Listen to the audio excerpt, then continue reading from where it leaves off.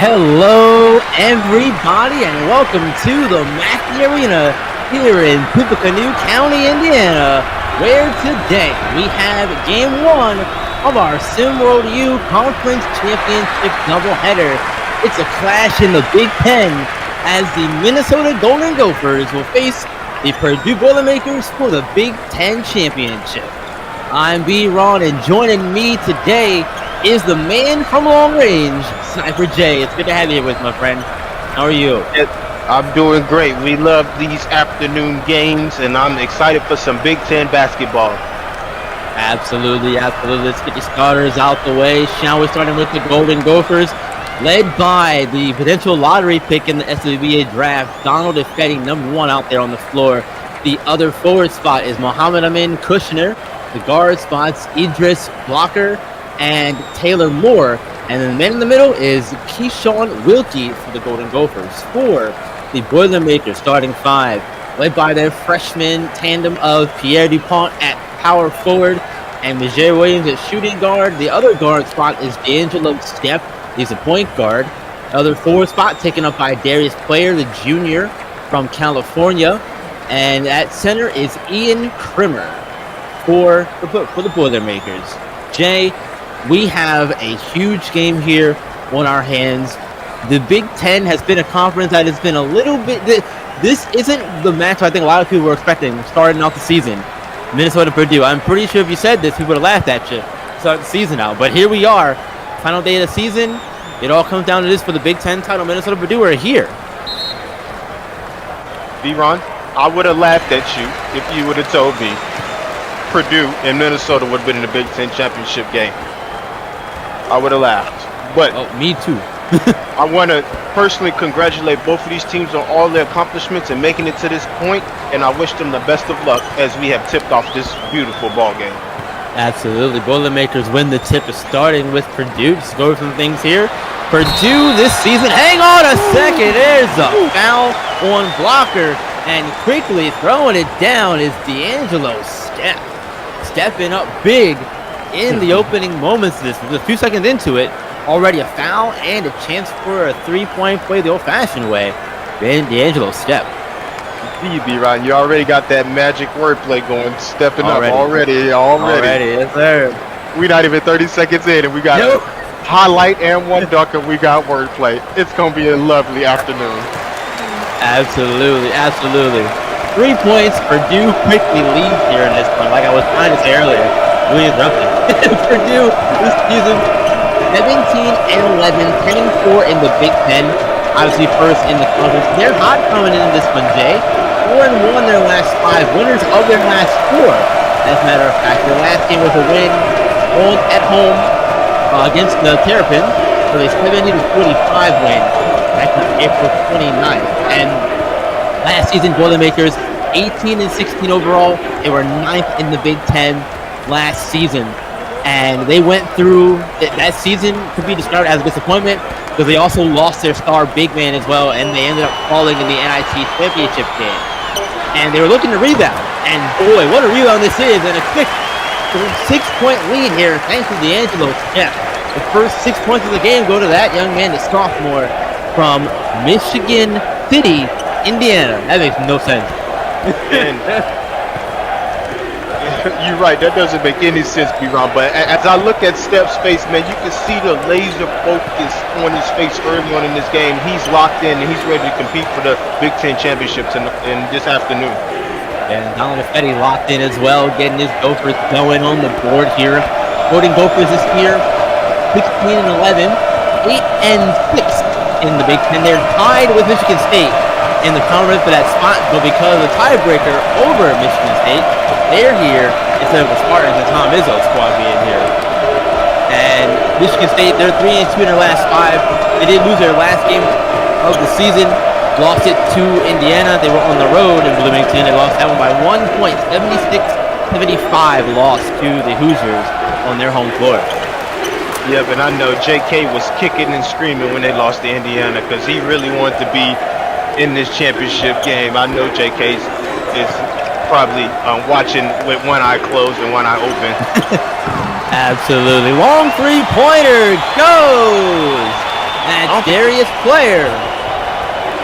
I don't think this Purdue team has missed a shot. They haven't missed. They've been perfect from the field, and that's just a confidence thing, I guess, or a credit to Coach Painter and how focused and prepared he has his team. That it's been the first 3 minutes of the game, B-Ron, and they haven't missed a shot, and they have executed every play to perfection. Absolutely. Taylor Moore got the last bucket for the Gophers there, on the lead. DuPont now, first shot missed, second chance effort also no good, but a foul on Kushner.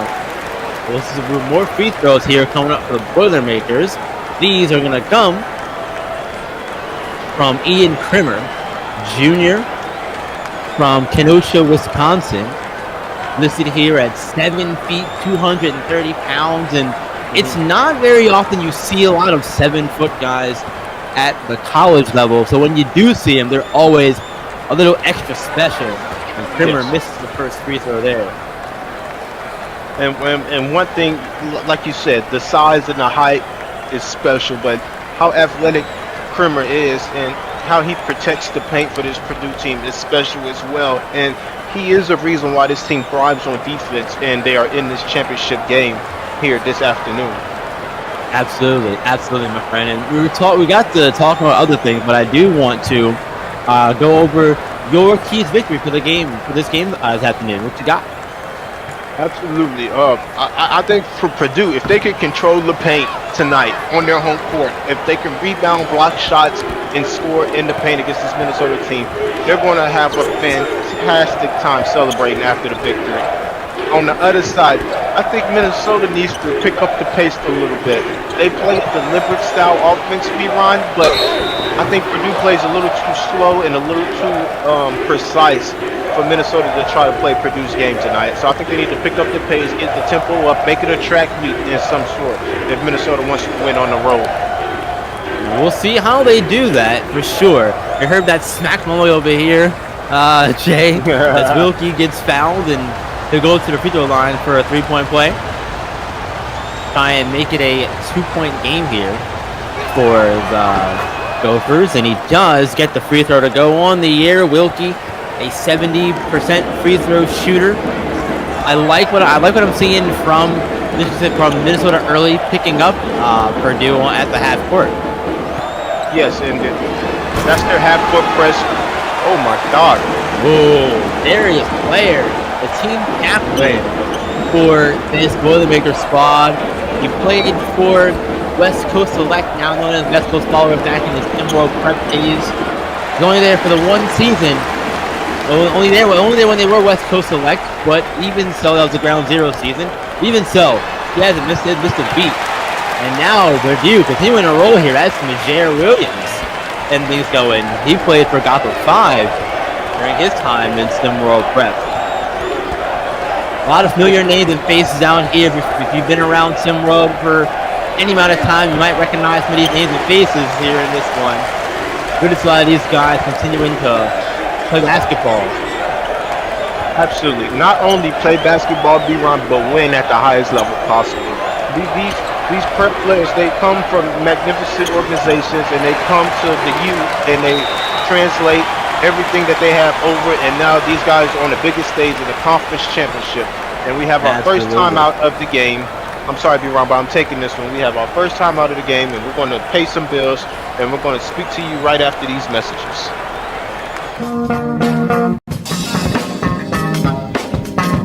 Yo, it's your boy. Check out Talking Dirty with me so we can catch up on prep news and SimWorld sport. You know the deal. Holla at your boy. See the game? Be the game.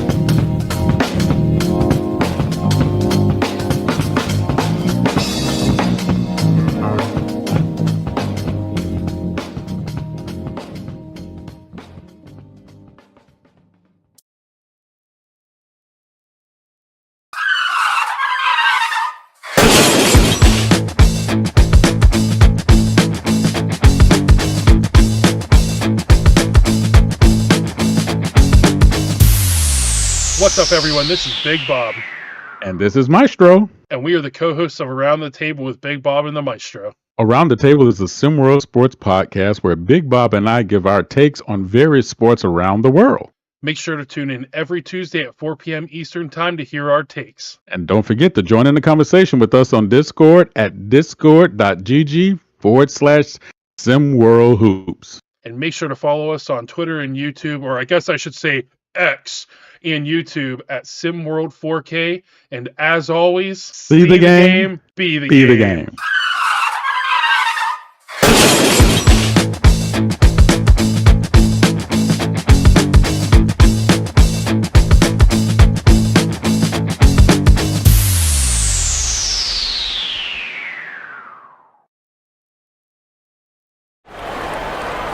Welcome back, everyone. Purdue out to a 17-9 lead, incredibly hot starting the division. They only missed one shot offensively. That is absolutely impressive start for the Boilermakers here today. And Matt Painter has his kids rolling to start this one. I love that. Yes, preparation and execution meets perfection, or almost perfect perfection for Purdue here tonight. And I'm pretty sure Matt Painter couldn't be more happier with his team going into the first media timeout. I'm sure he couldn't be. And you talked about preparation and execution. Minnesota didn't do the very well last season. They only ended up winning 5 games last season. But, I mean, when you look at it, it really doesn't matter too much because they have rebounded very nicely.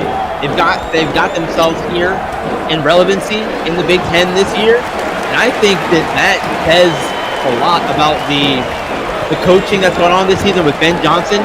They were talking about him earlier in the season too, possibly losing his job at the end of the season. But a conference title could turn that around. As Taylor Moore gave us a lot more with that one right there. Second dunk of the game we've seen from him. My goodness. Yeah, Moore looked super athletic going downhill on that one with the double pump jam. Yeah. That was beautiful. But yes, B-Run, I agree with you. Ben Johnson, he got this Minnesota ball club to buy in this season, probably a little later in the season than he would like, and now he's reaping the benefits. And I think this conference championship, if they're able to pull it out, would definitely look good on his resume and his job security. It certainly will. There is talk of Coach Tomas Kusto potentially being the next Minnesota coach. We don't know, obviously, if any of that's going to happen. But speculation's always there. There's a steal for Purdue for the forward transition. Shot up and good on the layup. That's D'Angelo Steph getting another one to go. And Ben Johnson now needs a timeout. They're going to step aside as well, folks. We'll be right back.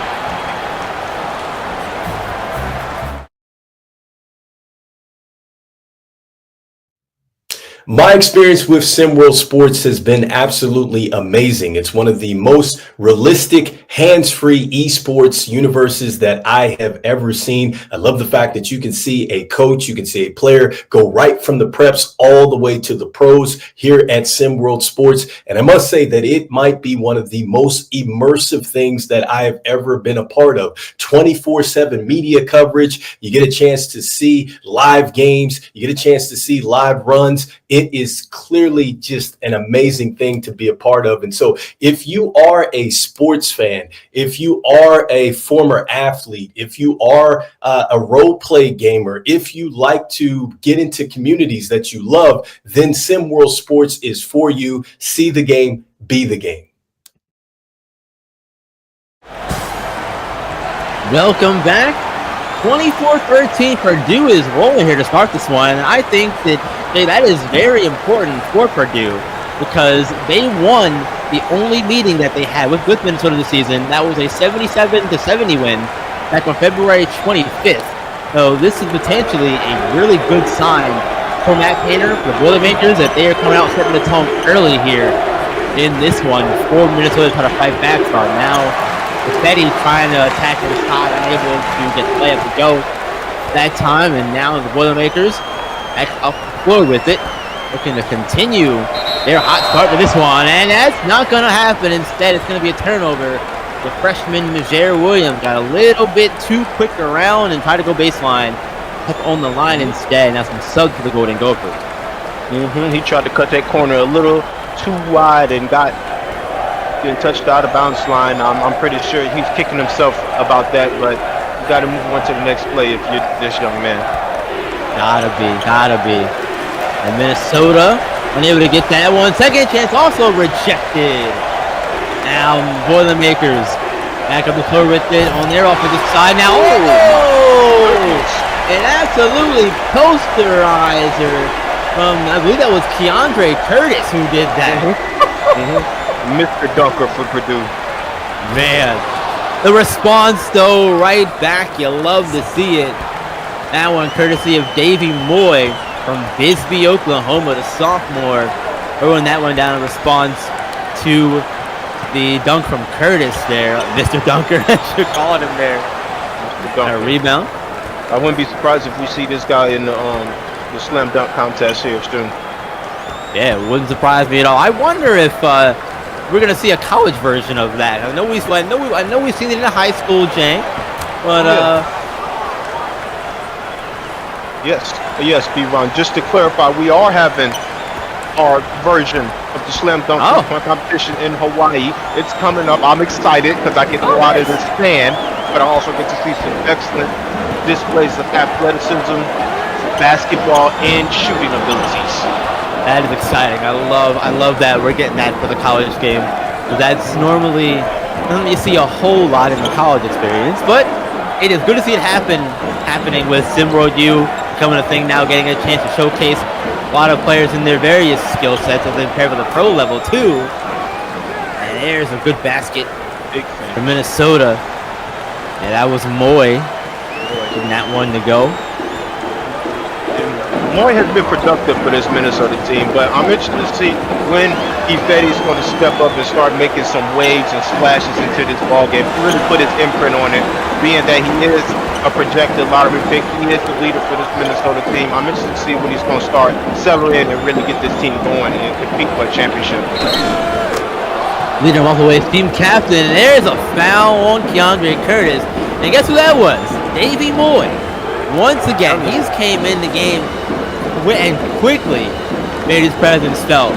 Alan Defetti is now back on the floor as well with Moy. And look, if Moy can continue to play this ball off the bench, he could be a nice little piece for the Gophers as they continue this one. Down 5 now after the basket. Now Moy looking to make it 4.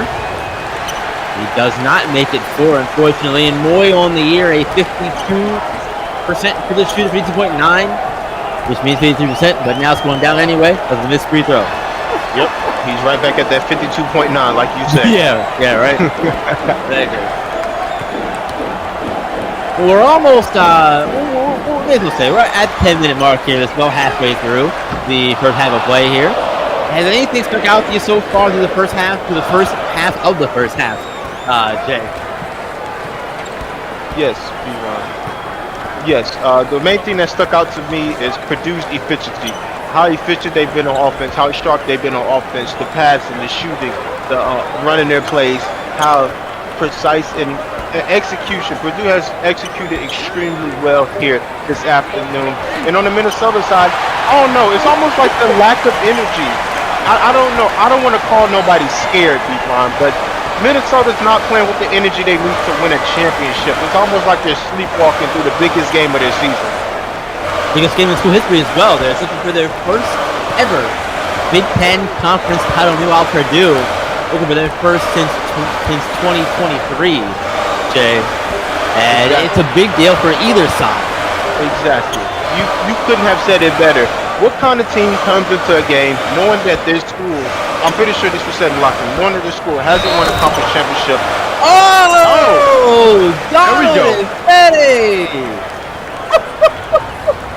There we go. My goodness. There we go. That's what I'm talking about, B-Ron. That's the energy and effort we need from this guy if they want to compete for this championship tonight. My God. That's exactly what you need, and more from your team captain, your star player, the potential SWBA lottery pick, Donald Ifedi, Mr. DIY. He misses the free throw though. Still a 3-point game, but better to be 2. Ifedi on the year, a 74.1 free throw percentage shooter from the line. But that doesn't help things. Obviously missing there. 3-point game, 3-pointer for Boilermakers, unable to get that one to go. So the pace down, bringing the ball to the floor. Yep, it seemed things have changed for this Purdue team. At the beginning of the game, they was really getting inside storm from the mid-range and close to the rim. The last couple minutes, they've been putting up a couple 3-point shots that hasn't been going in. So I'm pretty sure they're going to make a change and go back to getting that ball into the paint.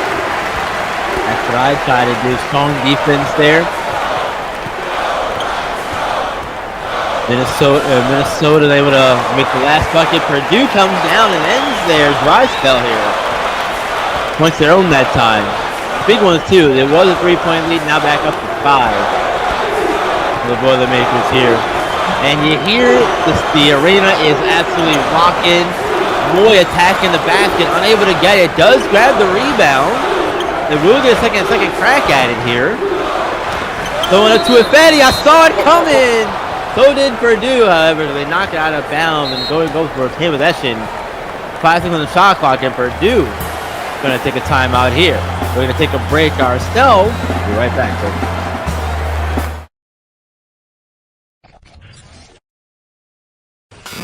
It's time to see the game, be the game.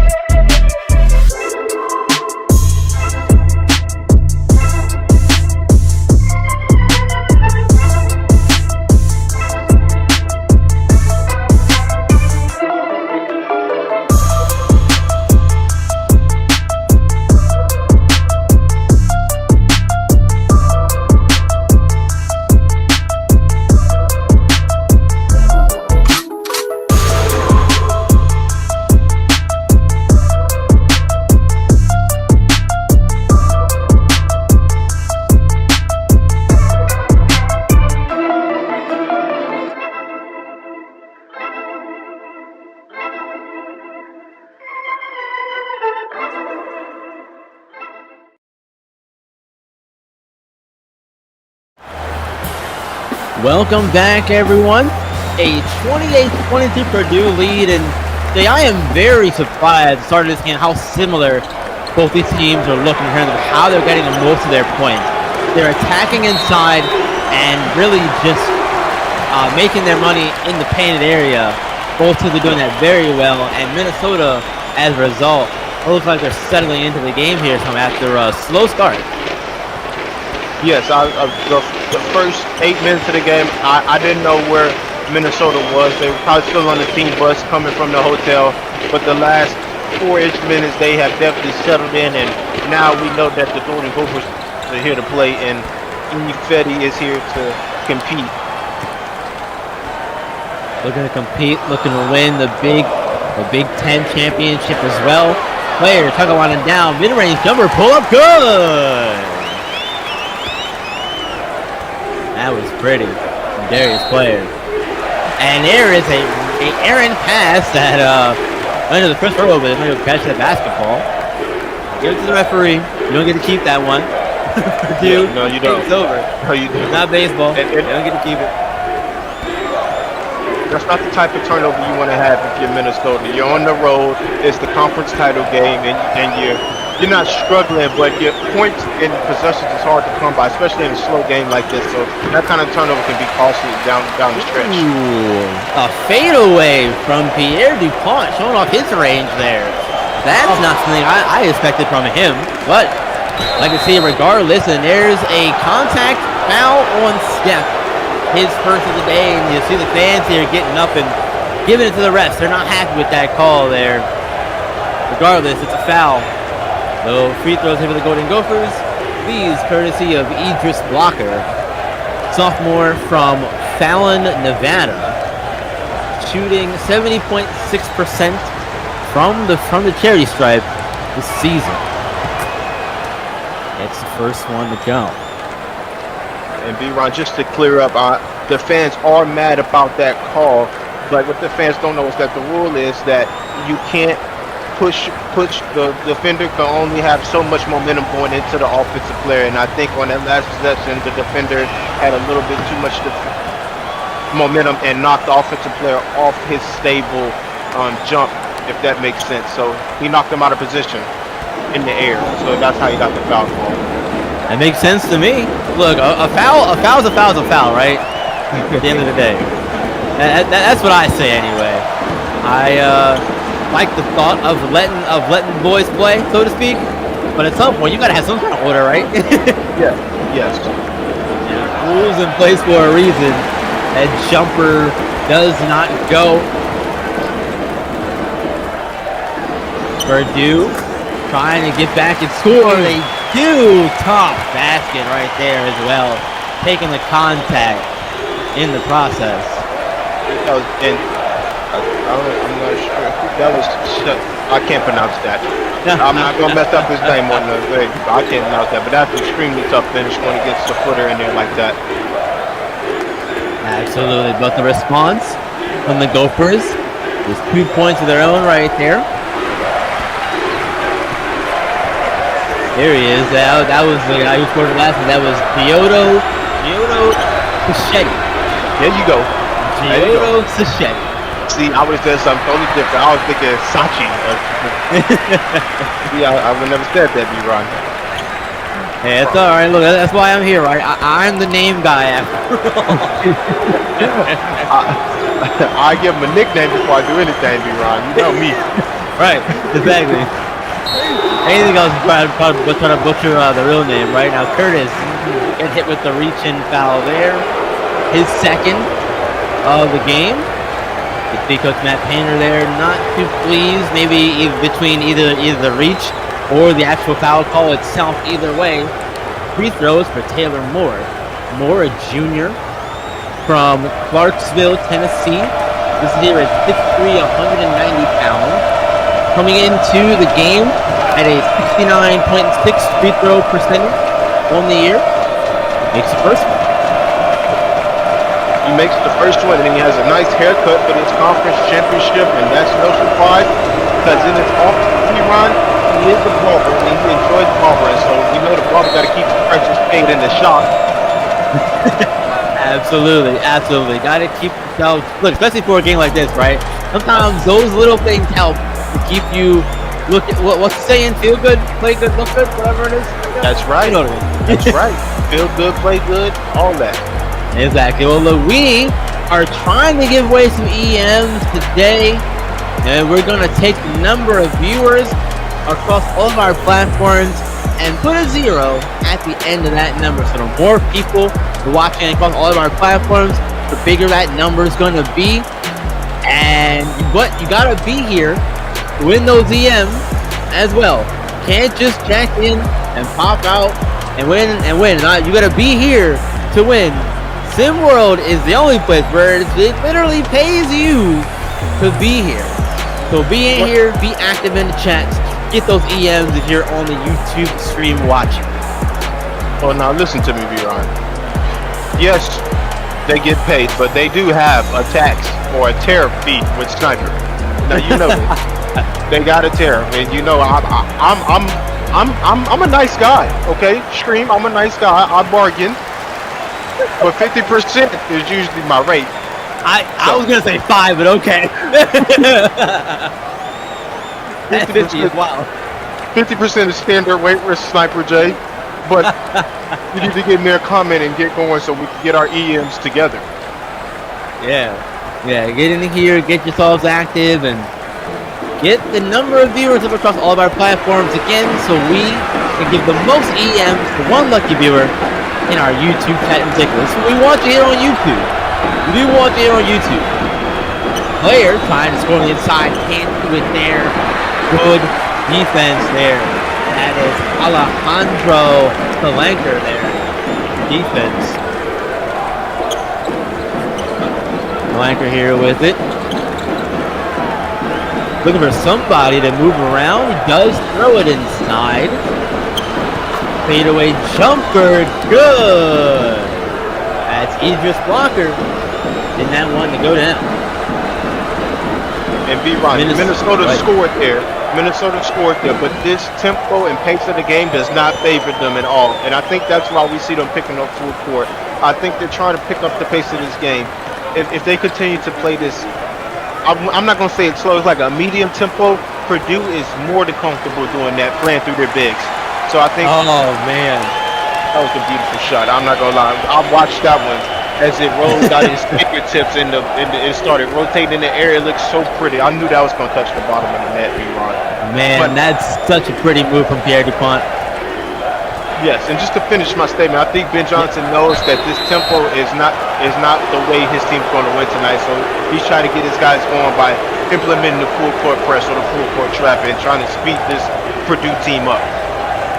That picking up his third foul, and Coach Painter got to be careful over there. He doesn't get hit with the technical. And actually, okay, no, I thought he did, but no, he did not get. The refs gave him a warning. I'm gonna be honest with you, B-Ron. The youth refs are very nice. I haven't seen many techs given out this season. They're real cooperative, and the coaches are lucky that these refs are willing to talk to them and take all their rage and fussing. Because I just know some refs wouldn't take all of this. But no. They are trained professionals, and every call is close to being right. Nobody's 100% right, but these SimWorld refs are really good.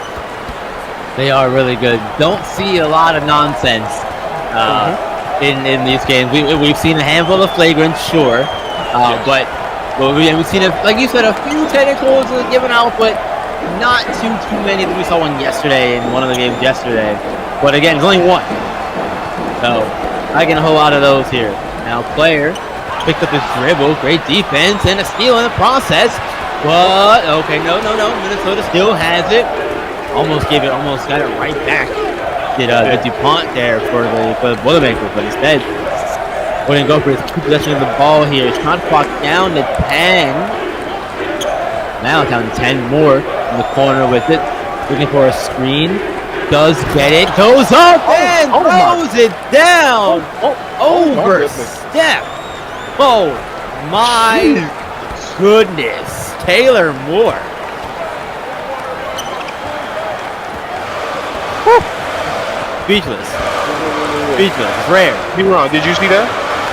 My man chest was above the rim when he dunked that. That was insane.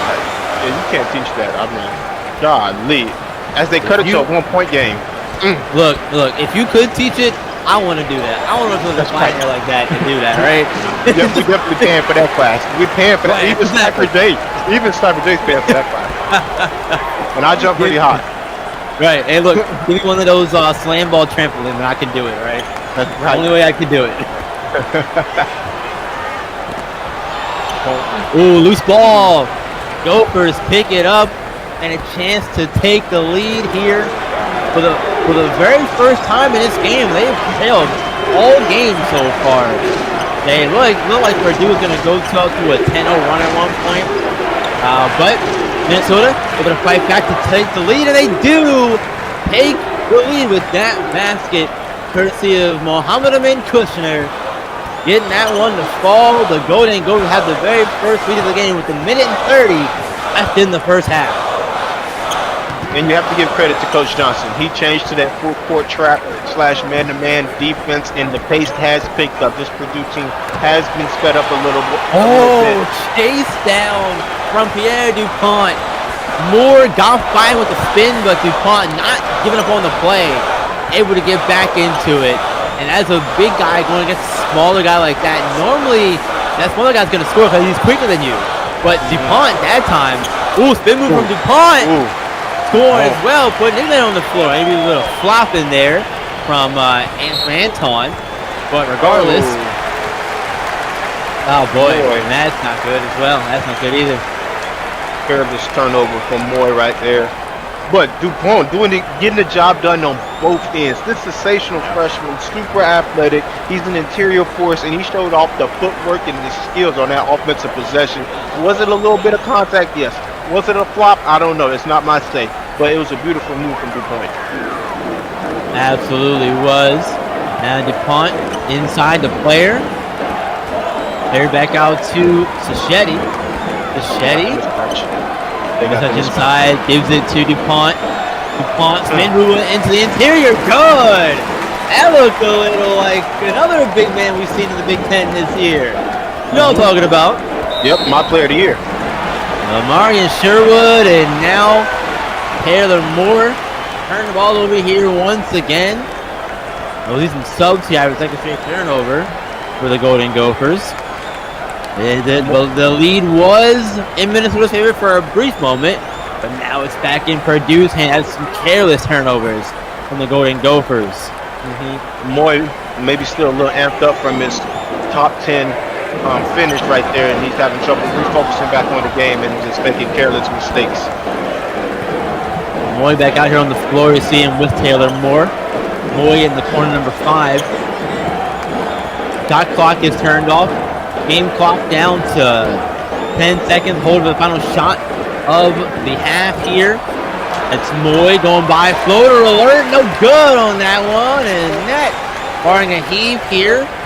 They will get a shot up. It's going to be a layup instead. It's blocked. And that's how we'll end the first half. Purdue up on top. 40-37 over Minnesota. Heads to the locker room. First half gone. It's time for Jay. What you got for us? Yep, I think Purdue played an excellent first half. They really controlled the tempo throughout the first half. Maybe that last little squirt, they didn't have control of the tempo, but I think they're going to get that corrected through their halftime speech with Coach Painter. For Minnesota, I think they got a taste of what they need to do to win in that last spurt, like I just talked about against Purdue. The high tempo, getting up and down, get to the paint, and really use the athleticism to finish at the rim is what's Minnesota's calling card for this championship game. It has been a lot of attacking the paint that's gotten them to this point. And if they continue to do that, Jay, I think they'll be right where they want to be. And right now they are. They're only down a few points heading into halftime. It's big for them. When it looked like at one point it was going to be, not good. But second half coming up, changes coming up as well, I imagine, both sides. We'll see how it is. We get back to more basketball here in SimWorld U.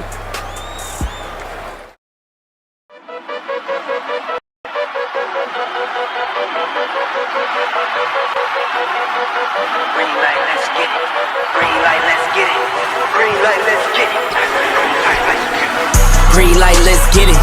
I'm the future, I'm in it. Check score, I'm winning. Green light, let's get it. I just win. I'm on 10. Hello, I'm Himothy. I got the recipe. I got the flow. I got the remedy. I know they do. I know they envy me. Feet on the floor. What they gon' say now? We came along from last place, bottom to top of the fast pace. Out of this surf, I get touchdown. I take a loss, get it back 8. I'm in the gym putting numbers up. You're never there, you got bad traits. Never excuses or cover ups. Learn from the losses and bad breaks. Green light, let's get it. I'm the future, I'm in it. Check score, I'm winning. Green light, let's get it. I just win. I'm on 10. Green light, let's get it. I'm the future, I'm in it. Check score, I'm winning. Green light, let's get it. I just win. I'm on 10. Who said I wasn't him? Who said it? All this talk about who's on top and who's not. Miss me with the gospel. Check the score, yeah. See me coming off the screen. Know I gave myself the green light. Catch a shoe from the 3. If I'm not the one, it doesn't seem right. I need like 2, 4, 5, 6 in them rings. I'm talking back to back to back like 23. Green light, let's get it. I'm the future, I'm in it. Check score, I'm winning. Green light, let's get it. I just win. I'm on 10. Green light, let's get it. I'm the future, I'm in it. Check score, I'm winning. Green light, let's get it. I just win. I'm on 10.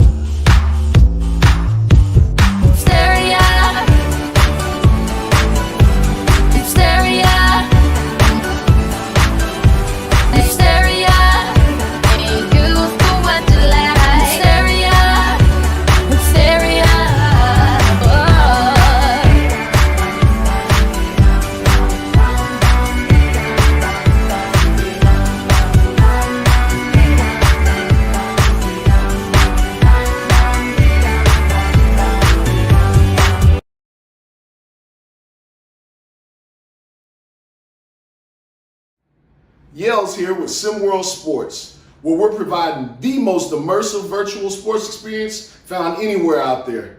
If you got the brain, come be a coach. If you got the game, come be a player. SimWorld Sports, the only place where you can see the game and be the game.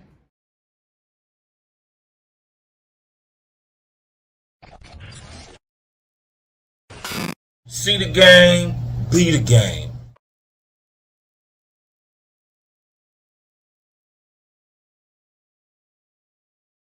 See the game, be the game.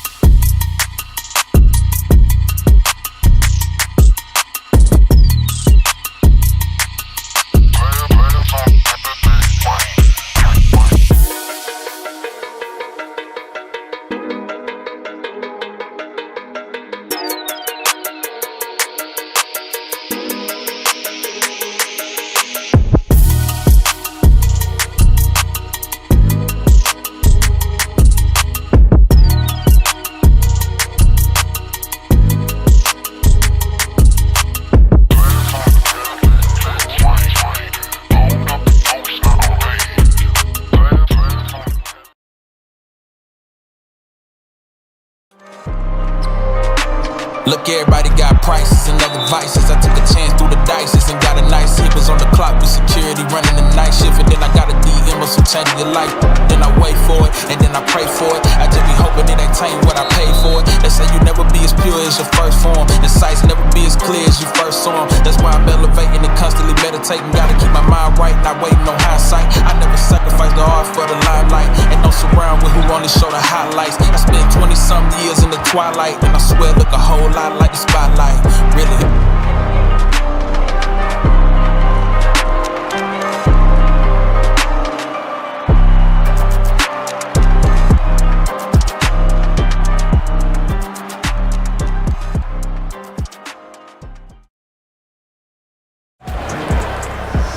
Second half of the Big Ten Championship getting ready to begin. It's time to throw up those Dukes folks as we hit a foul and illegal screening to start. Second half here, a 40-37 Purdue lead. Purdue being led by their freshman Pierre Dupont, 12 points, but not far behind him is Daniel Stepp, the sophomore. 8 points, 4 assists for him. On the Golden Gopher side of things, Blocker picked up a blocking foul there, his first of the day. Taylor Moore leading the way for the Golden Gophers, 10 points for him. Donald DeFetti right behind him with 6 points. And on the glass, it's been Keyshawn Wilkie, 7 rebounds, leading the way for the Golden Gophers on the glass. But also a stat of note here for the Golden Gophers. Only taking 1 3-pointer in the first half and missed it. And as we get started with the basket here, as we get started with the Pierre Dupont basket, second half changes for both teams, Jay, to come out of this one with the win. What do you got? What you think? I think we touched on it right as we was going into halftime. For Purdue, it's controlling the pace and getting exactly what they want. They want to play through their bigs and Dupont and Krimmer, and if they can control the pace in the second half, they're already winning. They're going to. Oh, Ian Krimmer! Rim! Oh my God! I feel sorry for the rim on that one. Me too. But I think if Purdue can control the pace, they can control the scoring and possessions, and they're going to have a great chance to win this game. But on the other side, if you're Minnesota, they got a little taste of a fast-paced game. would look for their team, and they got right back into the game and even took the lead when they were picking up full court and playing extremely fast. So I think that's going to be the battle for Minnesota. How can we speed this game up, get this Purdue team running with us, and make this a track meet, and let's try to score 100 points, even though they might not get there tonight. They might not get there. This is a team that doesn't score a whole lot of points. They're averaging around 60 on the year, which isn't great in the grand scheme of things, but it's not winning basketball games. And some of the fact they've won a bunch of those this season to get to this point. They've got 16 wins on the year again, and Purdue, they're also on the low end of all points per game, only 57.9 points per game.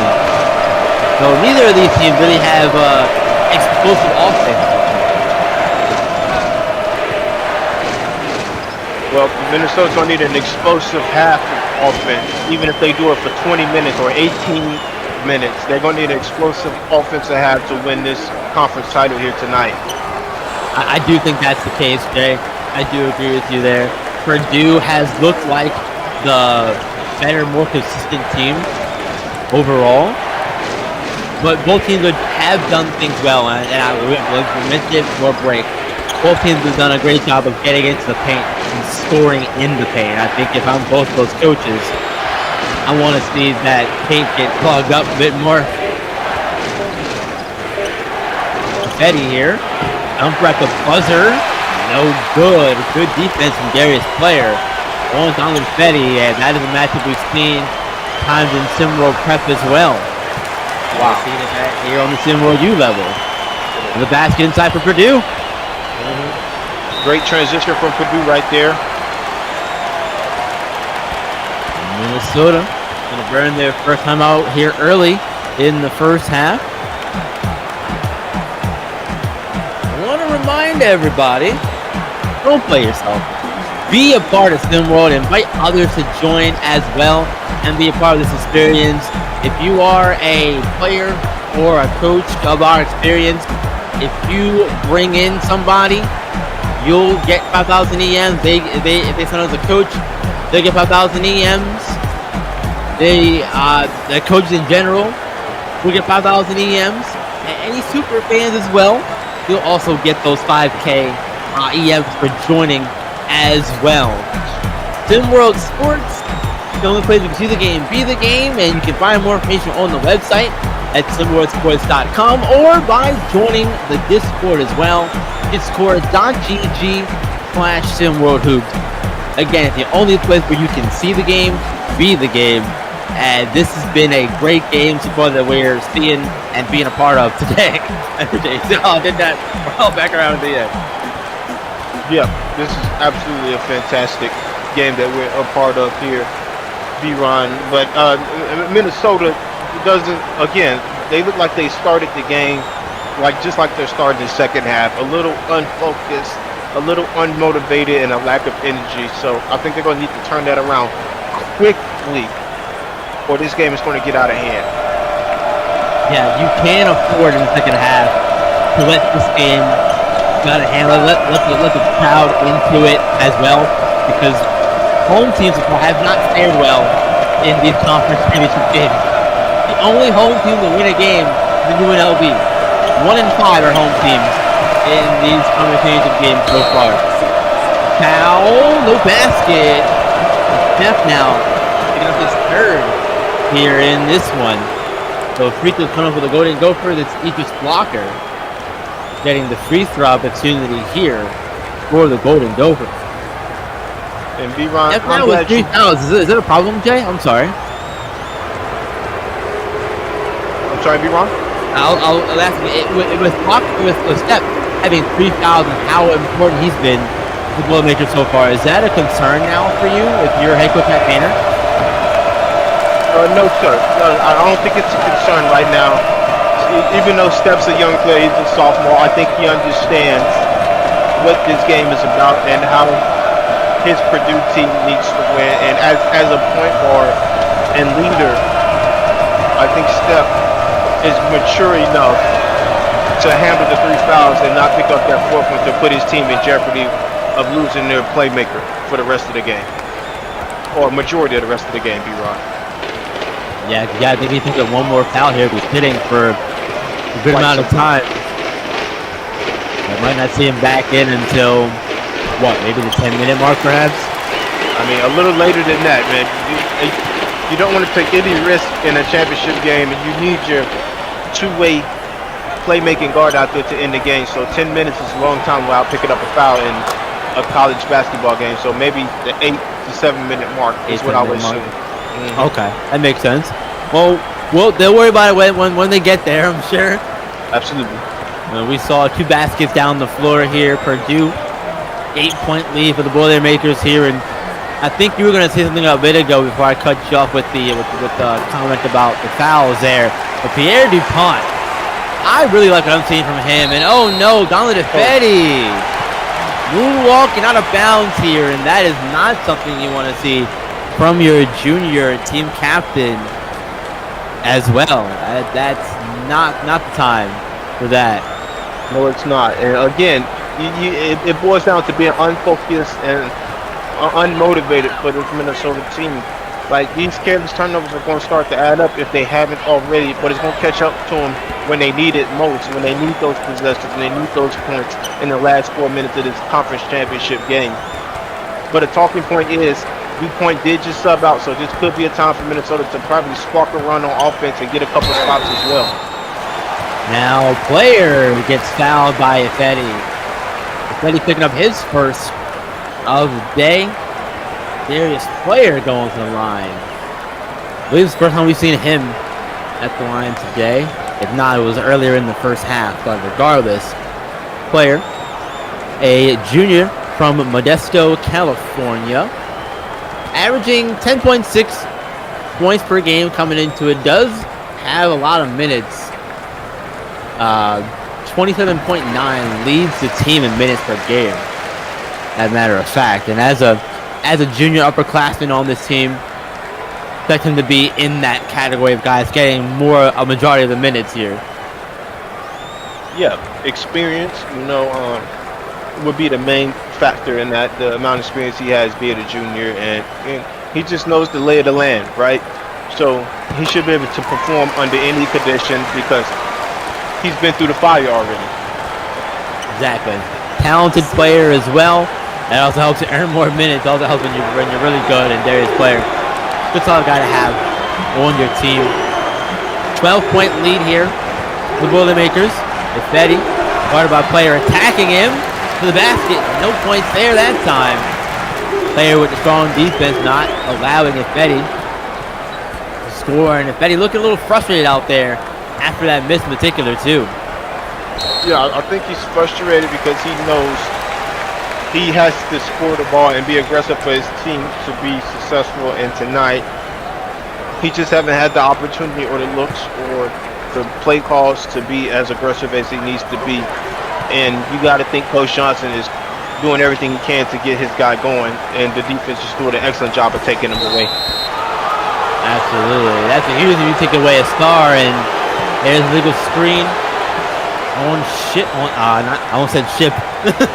Steph, rather. Get caught for that here. The illegal screen. Take over. The illegal screen. It's been rare to see Purdue make a mistake, so I'm pretty sure that the coach is not too mad, but it does lead to a 3-point shot from the other end in Minnesota. Yeah, that was a big one because only their second attempted three-pointer, their first make of the game as well. And a mistake was wide open in the corner after all of that too. So 2 mistakes there, the turnover and then leaving the guy wide open. You want to see that one. A fadeaway from Williams. Didn't get all that one. I think it may have put off his hands early perhaps on that one. That's a funny miss from Williams there. Yeah, especially he was hot early in the game shooting that exact same shot. So interesting to see him miss that shot right there, but a pretty move.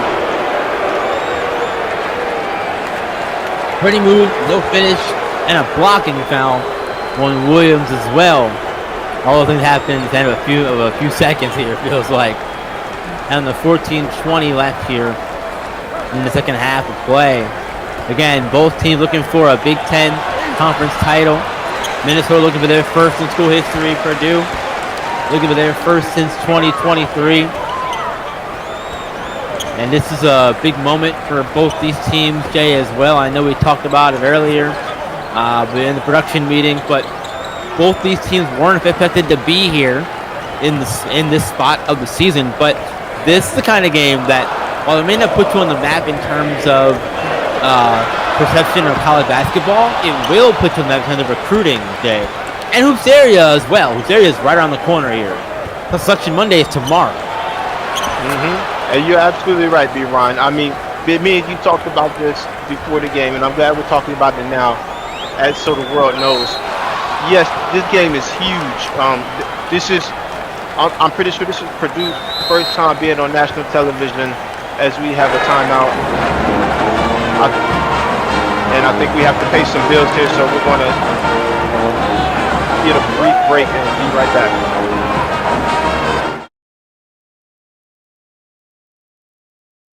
See the game, be the game.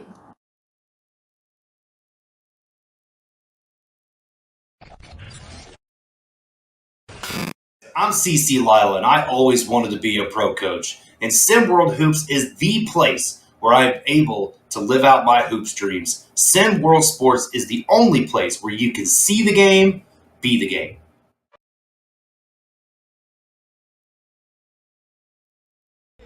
Won't go. Rebound Bosch. Back out to Allen. His three-pointer. Bang! Now there's a steal by Murr. Underneath the DJ.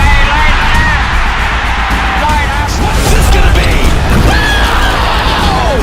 Lead pass. Roll. Stop it! Stop it! Do not do him like that! Now goes to roll. Brandon the three-pointer out front. Hit it! Yes, he did! Iguodala up to the layup. Oh, blocked by James.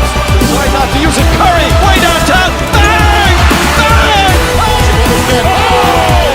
LeBron James with no regard for human life. Come down.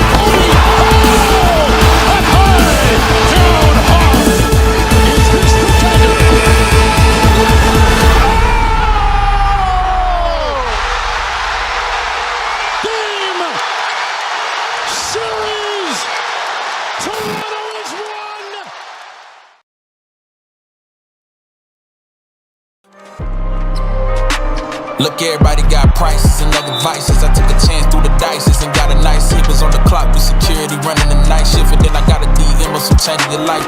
Then I wait for it and then I pray for it. I just be hoping it ain't taint what I paid for it. They say you never be as pure as your first form, and sights never be as clear as you first saw them. That's why I'm elevating and constantly meditating. Gotta keep my mind right, not waiting on hindsight. I never sacrifice the art for the limelight, and don't surround with who only show the highlights. I spent 20-some years in the twilight, and I swear look a whole lot like the spotlight, really.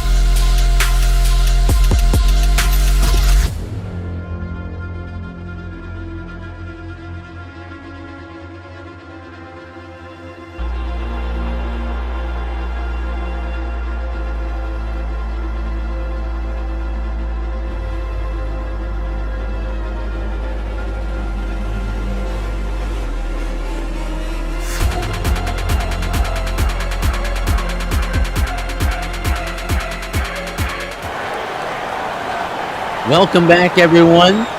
Big Ten Conference Championship here, and I had a chance to check that when we were on our little break here. I noticed a good conversation going on between Siege and J.K. Candell, two of SimWorld Zone here, and talking about how the Big Ten has been disappointing conference, the most disappointing conference of the year so far.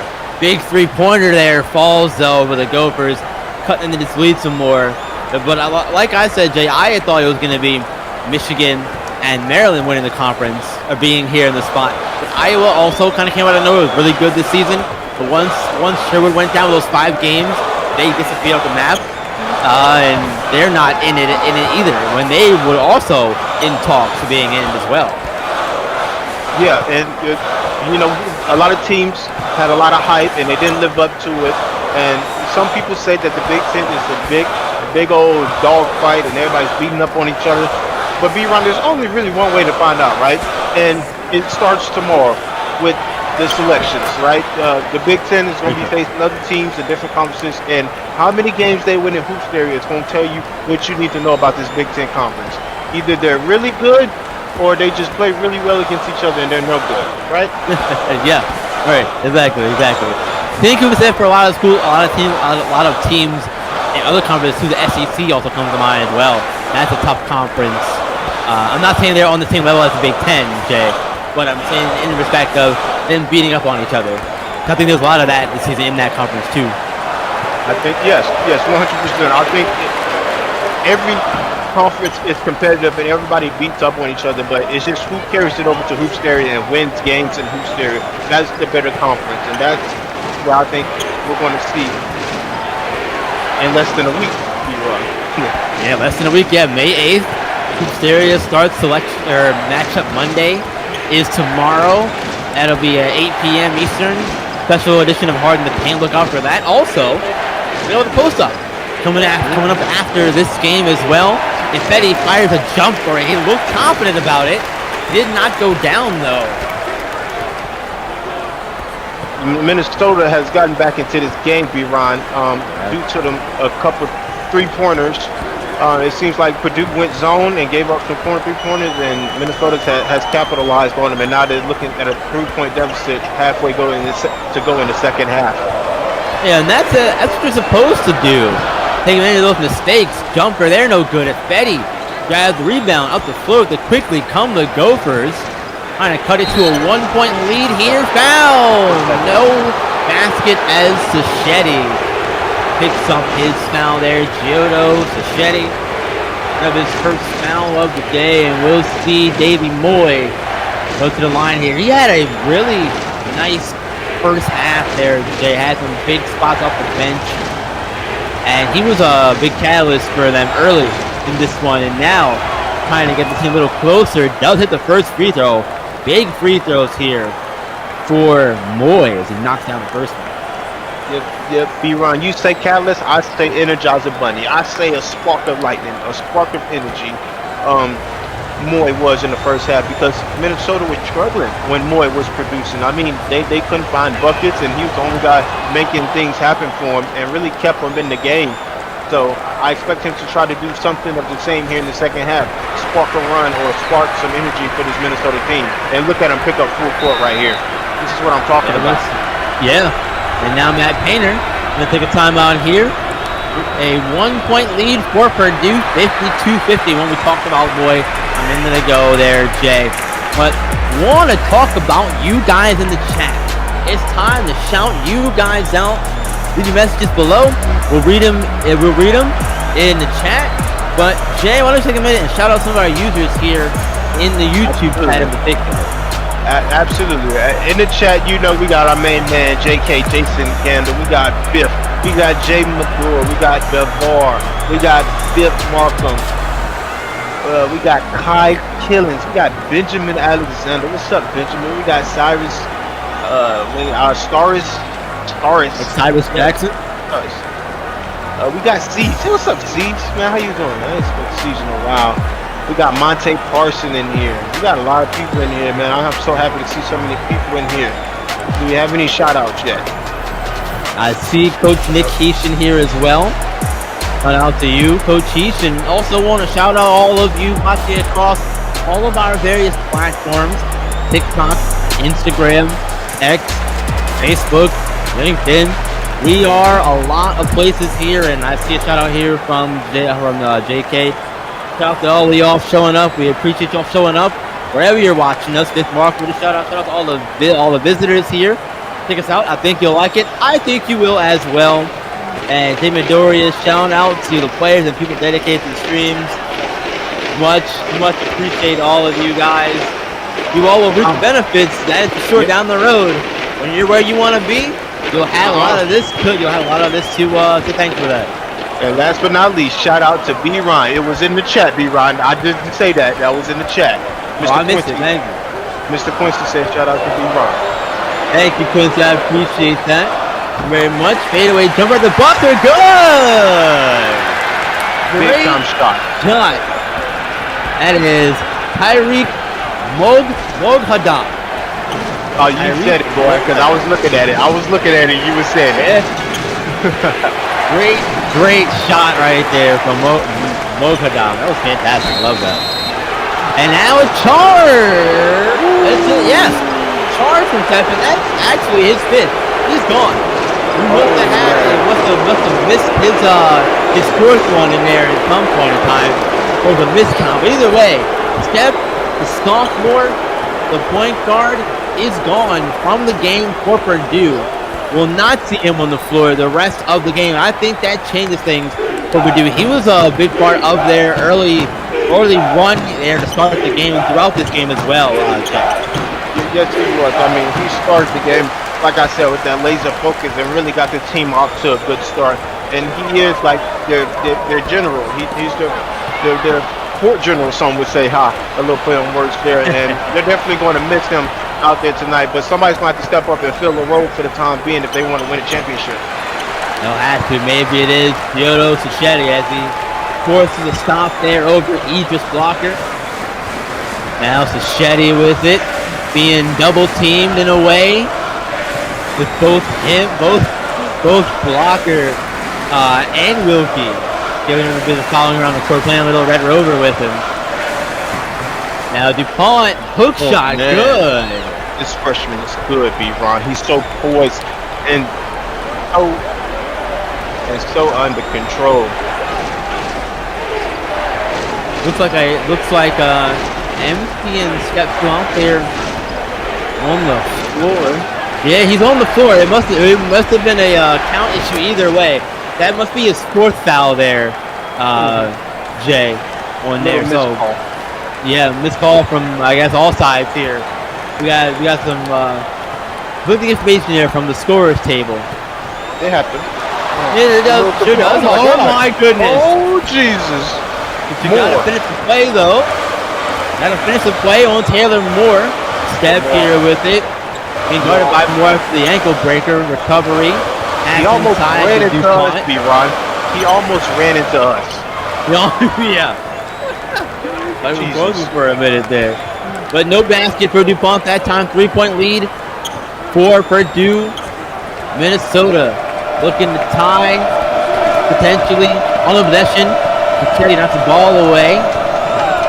Ifedi with it. Ifedi wrapped around behind the back. We're going inside. Not able to finish there.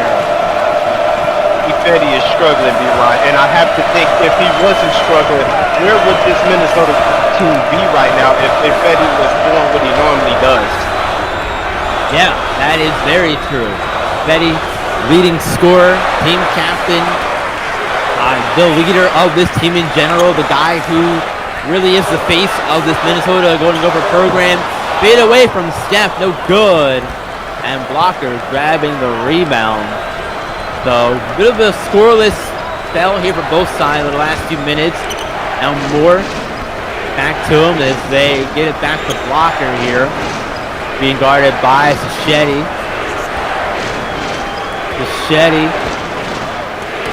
Playing defense on Blocker here, and the ball stolen away by DuPont, picking it up the floor with it here on the Boilermakers. 6:20 left in the game.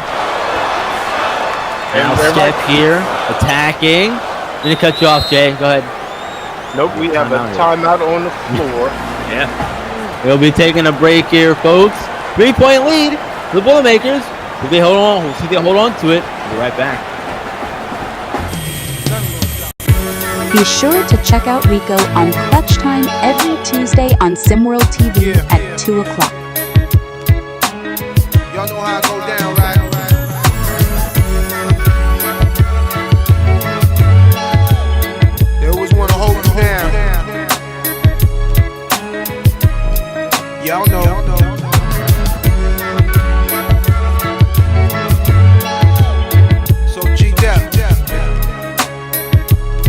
tell him a little something. Should I record?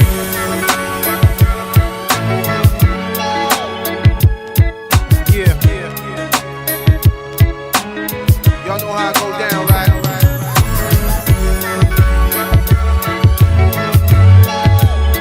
They always want to hold you down. Y'all know.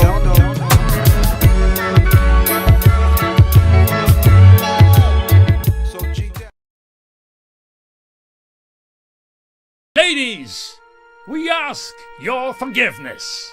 Please forgive our immaturity, our outbursts of tacky compliments. Forgive our browser history. Forgive our hormones taking control of us. Forgive us for thinking an open shirt is the ultimate weapon of appeal. Forgive us for opening our beers like primates. Forgive for taking a no as a yes. For insisting on playing a guitar that doesn't exist. And please forgive us for never washing our hands. Ever! Schneider, the beer with the exact maturity for the man who's in the process.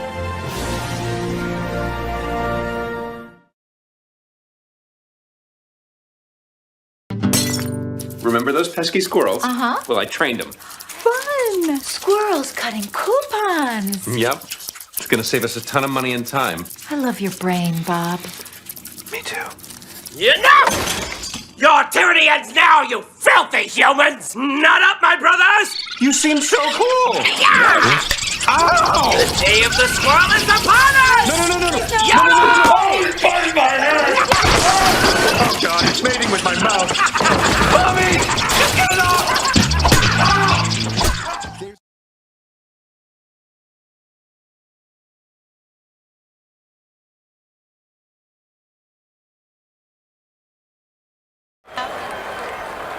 Welcome back, everyone, as we resume play here. 56-53, Purdue's out in front. We're getting to the point, Jay, where we're seeing the defense tightening up here. I love it.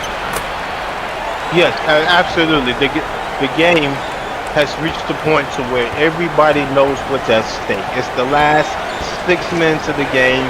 The conference championship is on the line, and I know every coach in their timeout is this last 6 minutes is not about skill. It's about energy, effort, and who wants it the most. And that's why we're seeing the defense pick up, and that's why we're seeing the offense, the star players are starting to take the majority of the shots. They're starting to make shots, and that's the type of basketball we want to see, Ron. This is what we came here for. It is. Now there's a foul on Anton. It was called, I believe, it was called on DeAndre Curtis, his third of the day. So this is Bradley Anton at the line for the Golden Gophers here. Shooting 58% on the year from the line. Listed here at 6'8", 223 pounds, sophomore from Quebec. He does make the first free throw. These are big free throws here for Minnesota. You mentioned the star players a minute ago, Jay. Minnesota needs to get a lot more out of Donald Defetti due to these final 5 minutes, 33 seconds. He's only got 2 points in the second half, bringing them to a grand total of 8 in the game. Yeah, I mean, I would say that they need him just to step up in the moment. And the moment is now if you're Donald Defetti for Minnesota, right? So you got to put the last 35 minutes of the game out of your mind. These last 5 minutes, you got to show up and show out and show everybody why you are that lottery pick, why you are the lead scorer from Minnesota, and why you deserve to be a Big Ten champion. Absolutely. More with it here. Shot clock down to 5 seconds. Attacking on DuPont. Draw foul on him. No basket. He will go to the free throw line. I like what I'm seeing here from Minnesota continuing to be aggressive. And they're also slowing the game down, too, by getting these free throws, Jay. With 1 to 5 minutes now, everybody's legs, I'm sure, a little tired. So this is also a good chance to get a little breather to both sides here. That's important as well, right? Absolutely. I mean, I used to love free throw line breaks. I me a chance to bend over, breathe, take some time for myself, and not have to focus on the game. But in the same token, if you're Minnesota, they have a chance to get points when the clock is stopped and they're fighting their way back into the game. That's exactly what you want. That's exactly what you want. But they couldn't convert there and DuPont with the shot, and it's up and good. Pierre DuPont, great job from him today. That now gives him 22 points on the day. Lead scores as well. Have yourself a game, young man. Pierre DuPont, freshman, a big spot here. And there's a recent foul on player. His second of the day. Free throws for Donald Petty now coming up. This is good for Minnesota. They're in the bonus. They're in the bonus, and so I'm pretty sure Coach Johnson's telling them, hey, let's get downhill. Let's draw fouls. Because every foul they get a chance to shoot free throws, stop the clock, and cut into the lead. So being in the bonus is an absolute amazing thing for Minnesota. Absolutely amazing. Ifedi makes both free throws, and those are huge. 62-59. Purdue holding on to a slim lead, but Minnesota not letting them go away without a fight, looks like. Open in the corner, jumper from DuPont, no good. Showing his range out there. He's done a great job of that over the course of this game today, Sniper J. I think if you're a scout, look at him for the future, definitely doesn't like what you're seeing from him as a big man. Jumper, no good from Blocker there on that one. But up the floor quickly come the Boilermakers, high off the glass, and good on the layup. And Purdue giving Minnesota a taste of their own medicine in this game, getting out in transition, getting easy use. If you're Minnesota, you can't have that. They really need to start stringing some stops and buckets together if they want to have a chance. Got that one there. 2-point ball game. Here we go. Final 3:20 of this one. Minnesota looking for their first ever Big Ten championship. Purdue looking for their first since 2023. 3:10 left. Who's gonna get it done? DuPont in the post. Good shot. Good. Ooh, did you see that razzle dazzle? Did you see that pirouette? He spent right through the defense and put it up with the left B-round. You can't teach that. That is basketball genius. Basketball genius at its finest there. Krimmer with the stomp here. Williams, freshman, working around on the perimeter here, trying to get by Moore. Loses the ball instead. Moore picks it up. Goes in transition now. Moore slowing the pace down here. 2:30 left in the game. Moore to the corner for three. Go! Oh my God, that's a big time shot. Huge shot from Idris. Blocker wide open in the corner. Made him pay for it, but Krimmer makes him pay for leaving him wide open in the paint. So poised, this Purdue team is. So poised. They saw the half-court trap, broke it, and got an easy dunk. As we stay here, B-Ron, I want to talk about more how poised that play was for Purdue and how big of a possession that was. They went. Yeah, that was huge. Go ahead. They went from being up 1 to up 3, but Minnesota had all the momentum, I felt like, after that big-time three-pointer. And they put on their half-court trap, and Purdue was able to notice it right off the bat, make a pass, and make a hockey assist to the big man for the easy dunk. That's big-time basketball, and that's knowing the scouting report. You got to give Coach Painter credit for knowing how this Minnesota team operates on the defensive end late in the game. That's benefits of being familiar with your conference opponent. Again, Purdue does have the lone win in their only matchup in the regular season, and winning that one by 7. This one looks like it'll be a little bit closer to 7 points, making the difference here. But that was a long time ago. That was February 25th. It is now May 4th. It's a much different team. Both sides, really, what we saw in that game out of this one. And we got 209 to decide the Big Ten champion, who that's going to be in this one. And this win is really important for Hoops area seeding as well. Now, I know we mentioned it earlier, Jay, but this is between like a 7 and 8 seed sort of scenario here, you think? Yes, but both teams are looking to play their way into a favorable seed in Hoopsteria, and that's why I call it a committee game. Yes, it's a championship game, and yes, they want to win a championship, but it's also the committee is watching this game and ranking these teams right now to put them where they want to put them to a matchup Monday, and it's very important to get a dub if you're both teams, just to have the chance to have success in Hoopsteria. It's also important for the future league programs as well. You made it to the Big Ten championship. Can you win it? Donald Fetty trying to help out there. That was not Fetty right there. That was Wilkie. Thank you, Wilkie there. I saw the single number. Assume it was Fetty. I don't mean to do so, but knocked out on Minnesota. Get the turnover here. 1 point lead for the Boilermakers. Crowd is on their feet. Both student sections are going crazy. The Barnyard from Minnesota going crazy in their section. The Paint Crew going crazy for Purdue as well. Jumper, no good for Fetty, short off the front of the rim there. And now Player with the Darius Player. Carving his way inside, trying to now decides to back it out and reset things here. We are down to the final minute of this one. That was a great denial on the inside from Pierre DuPont. Player up, no good on the jumper. Oh, we're under a minute, Jay. And it's a 1 point lead. Passing around, looking for Fetty. They do find him, and now Ben Johnson will use his final timeout here. We're going to take what might be our final break here as well. 49 seconds left to decide the Big Ten champion. We'll be right back. Burger and a milkshake? This is a library.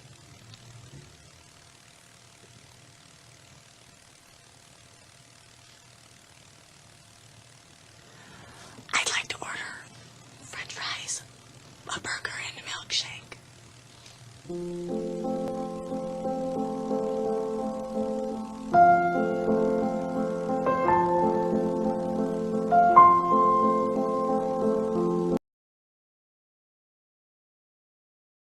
صباح الخير يا استاذ توفيق.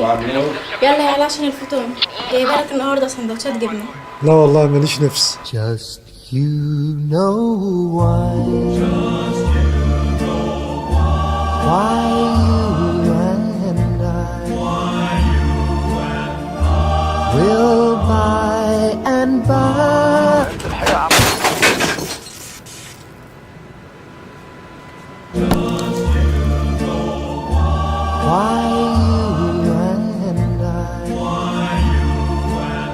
باندا ما يتقلهاش لا.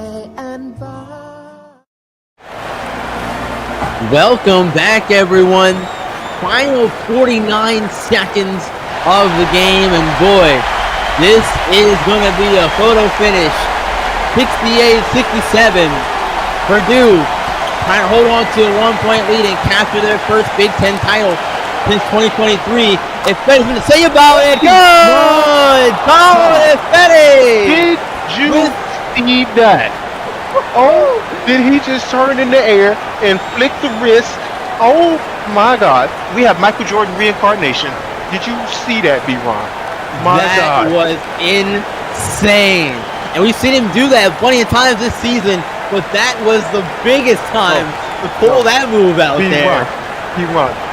B-Ron, you don't struggle all game, then get to the last minute of the game and decide you want to do Michael Jordan. What confidence, what balls this kid has on him. This is why he's in the lottery, B-Ron. You can't teach that type of confidence. Man, Donald Fetty. Had the tongue out and everything, right? Had to, right? Man, I would like to see that replay again. Oh, no. That was phenomenal. And look, this is something that Fetty's known for, being really bouncy. That was bounce. That was agility. There's so much there on display from that one there, and that's why he's the star of this Golden Gophers team. He makes the engine of this team go. That's an acrobat, man. That's Thank you, acrobat. Thank you, yeah. That's what you need in the game of basketball, man. You just can't teach that, man.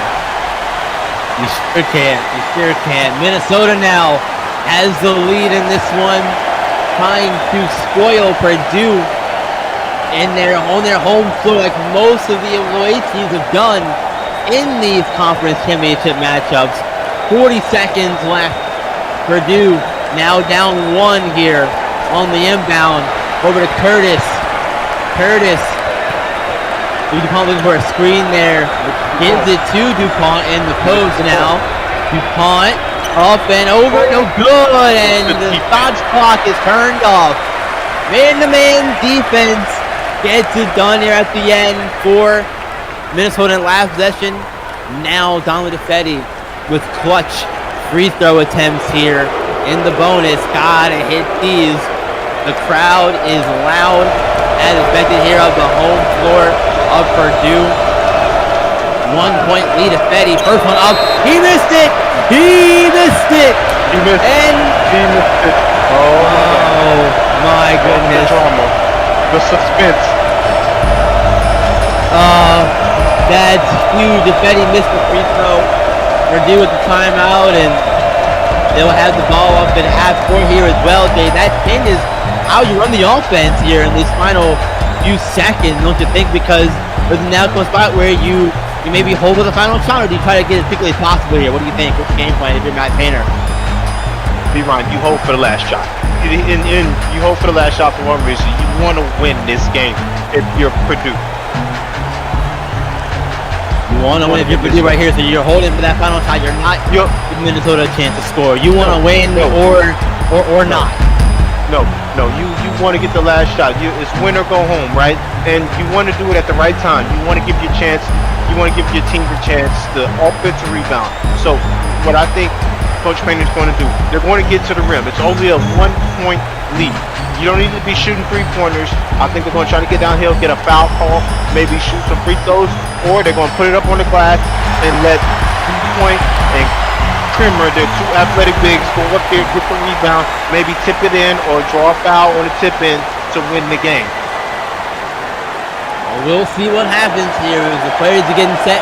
The final 26 seconds of this one. Minnesota 69, Purdue 68. Watch your feet there, Majere Williams. Ankle breaker on Taylor Moore, but he doesn't go by him. Instead, they'll reset things here, and yeah, they are holding, looks like, for the final shot. It's win or lose here. Majere Williams, ball in his hands. High score screen for DuPont. DuPont on the interior. Has matchup. High start to fade away, does not. Back to player for the win. He got it! Darius Player gives Purdue the win at the buzzer. 71-69. Purdue wins their first national championship, first Big Ten championship since 2023. What a finish that was. We got to get out of here, folks. Close-up coming up. Game 2 of this one, Pac-12 championship coming up. Utah, UCLA. For Cypher J, I'm B-Ron. Have a wonderful rest of your day. Post-up coming up. Game 2 of this one coming up as well. See you there. Stick around, folks.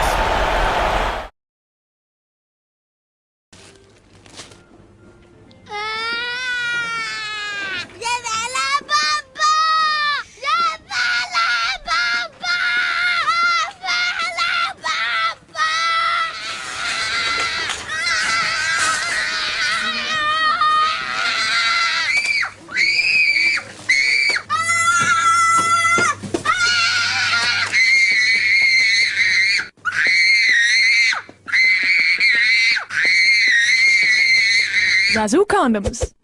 Fun, sexy, safe.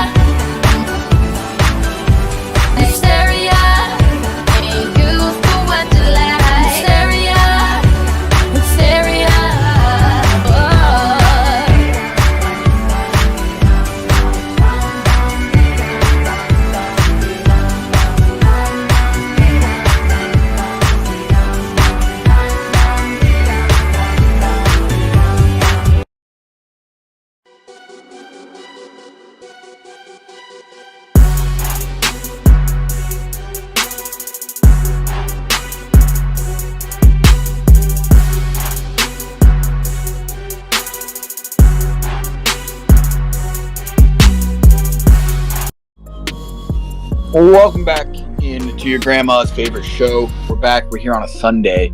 How lucky are you to get a post up on a Sunday? Isn't that great? But here we are. What a game. What a finish there for the Big Ten. And when I say what a game, what a finish, entertaining, am I impressed? By no one but Pierre Dupont am I impressed, to be completely honest. Good for Purdue for holding out and making that win happen. It shouldn't have gotten to that point anyways. And end of the day, Purdue's Big Ten champions. And if you told me at the beginning of the season that Purdue was going to be the Big Ten champ, I wouldn't have believed you. And it's going to lead me into kind of this rant I'm going to go on. I've personally been just a little disappointed with the Big Ten in general this year. There is so much talent in the Big Ten.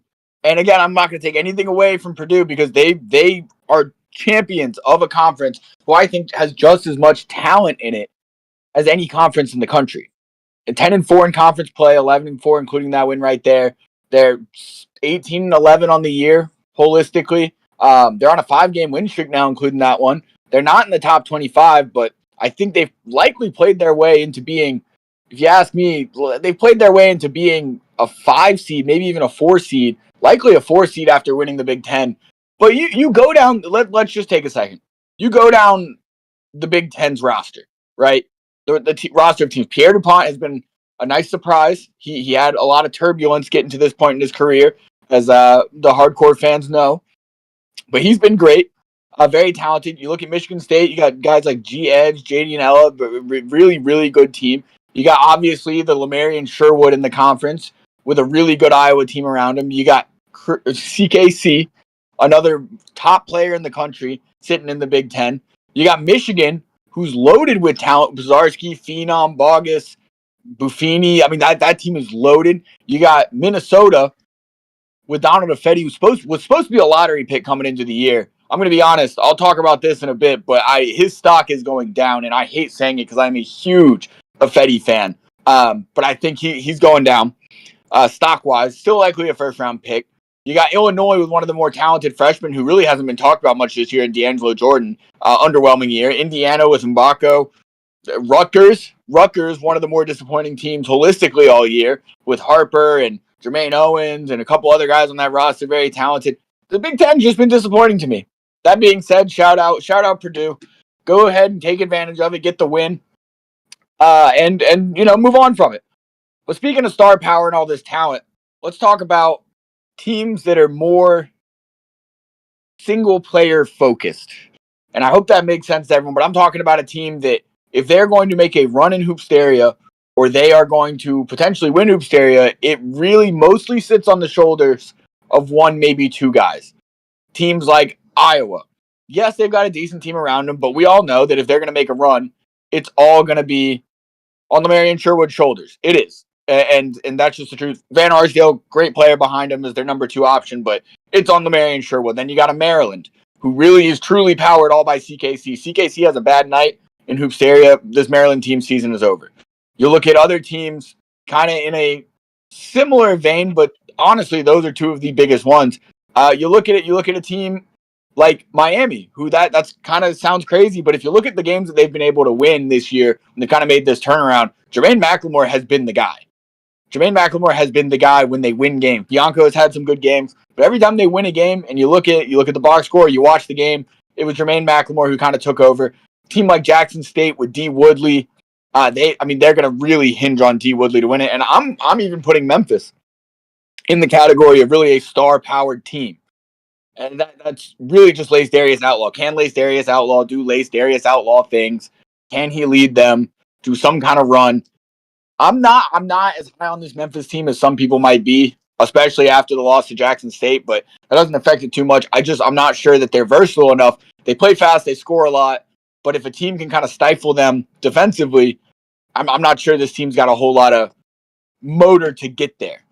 So we got a lot of teams that are contingent on guys to perform really well, and Virginia Tech almost crosses over into there. I think they've got a few guys behind Travian Novick who are talented enough that I'm not going to put them there, but they're right up there in that category. And then you got teams that are a little better rounded, teams like Duke, Louisville is going to get a mention here. A team like Texas, Villanova, Georgetown. Yeah, Georgetown gets a mention. How about their win? You got teams like Alabama, Kentucky, even Arkansas, very well-rounded team. UCLA, they seem star-powered on the outside, but they're a well-rounded team. Their bigs have been fantastic all year. Colorado, that's a star-powered team. That's not a well-rounded team. Colorado's a star-powered team, and I think they're underrated, 9-5 in the Pac-12. Just missed this championship game, but Brian Vaughn, the big there, has been sensational all year. So it's really an open conversation. Is having that star-powered engine going to get you there, or do you need the well-rounded team to make a run in Hoopsteria? We've seen examples of either way all throughout history. So that's going to be an ongoing kind of narrative I'm going to be watching for. Are these teams powered by big SWBA prospects and stars going to be the teams that look the most impressive when it's the lights are brightest and it's win or go home?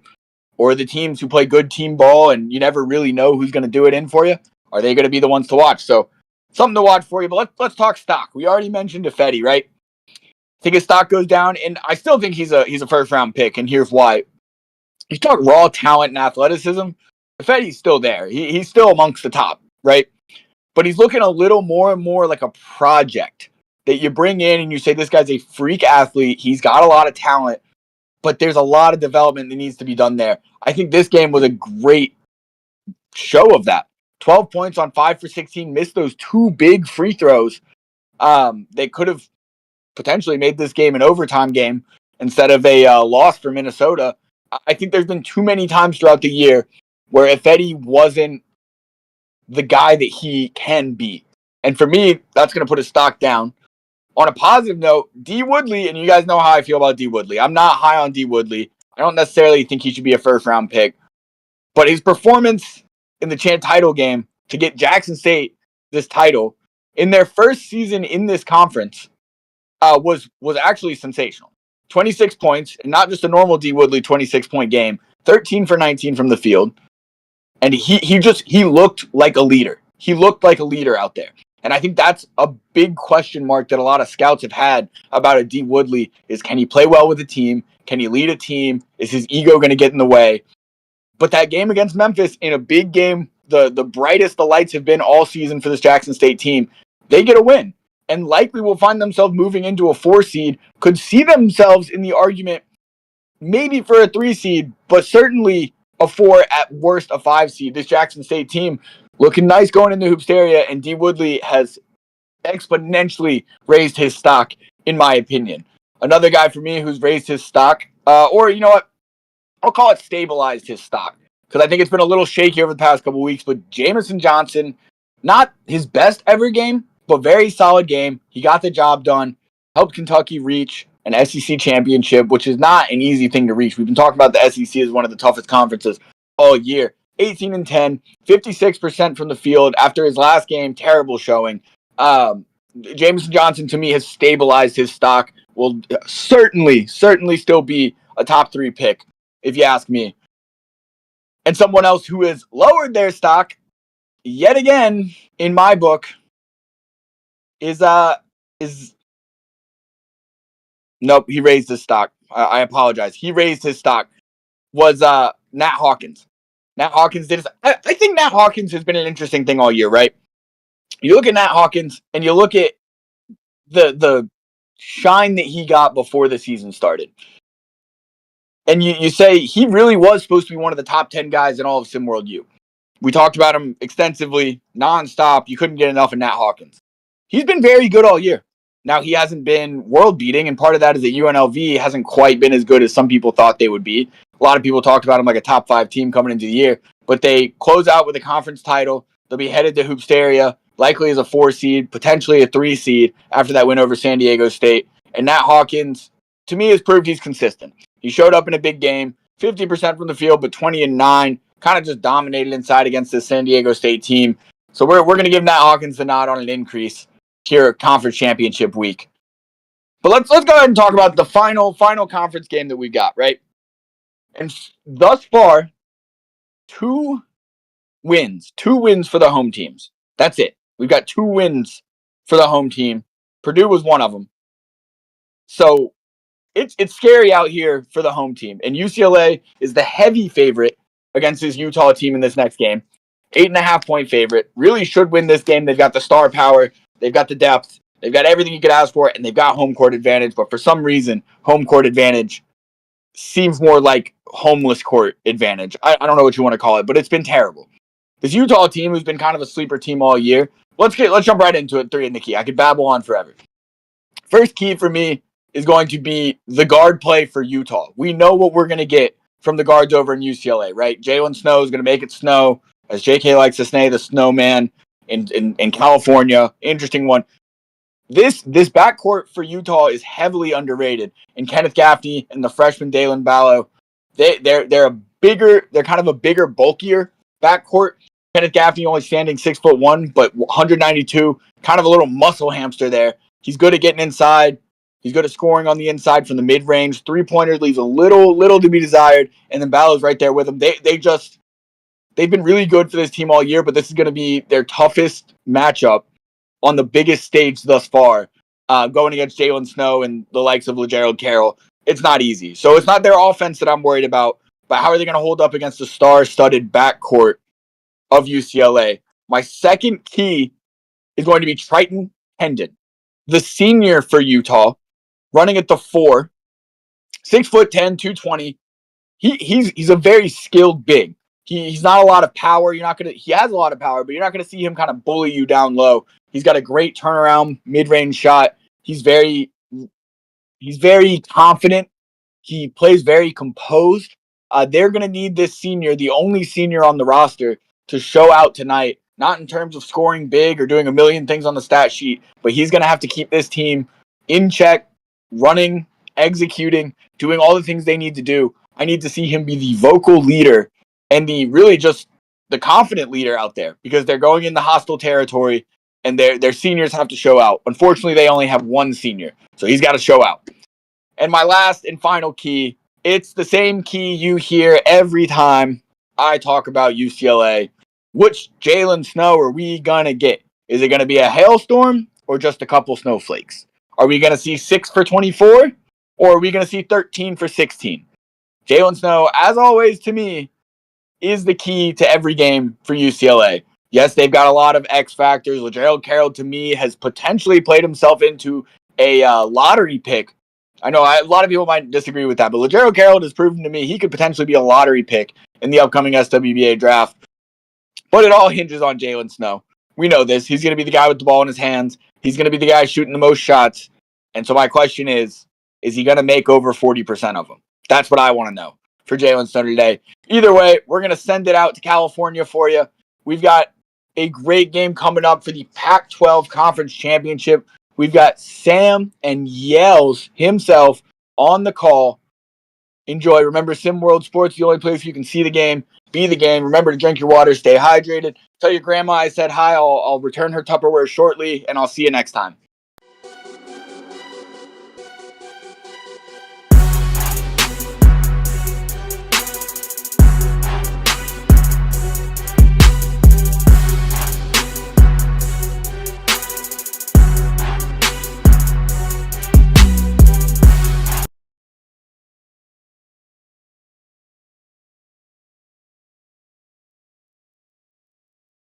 Hey SimWorld, Coach Barry of the Arizona Scorchers.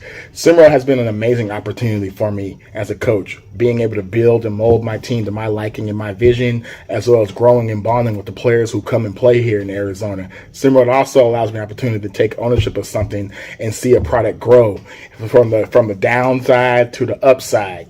Remember, SimWorld Sports, the only place where you can see the game, be the game.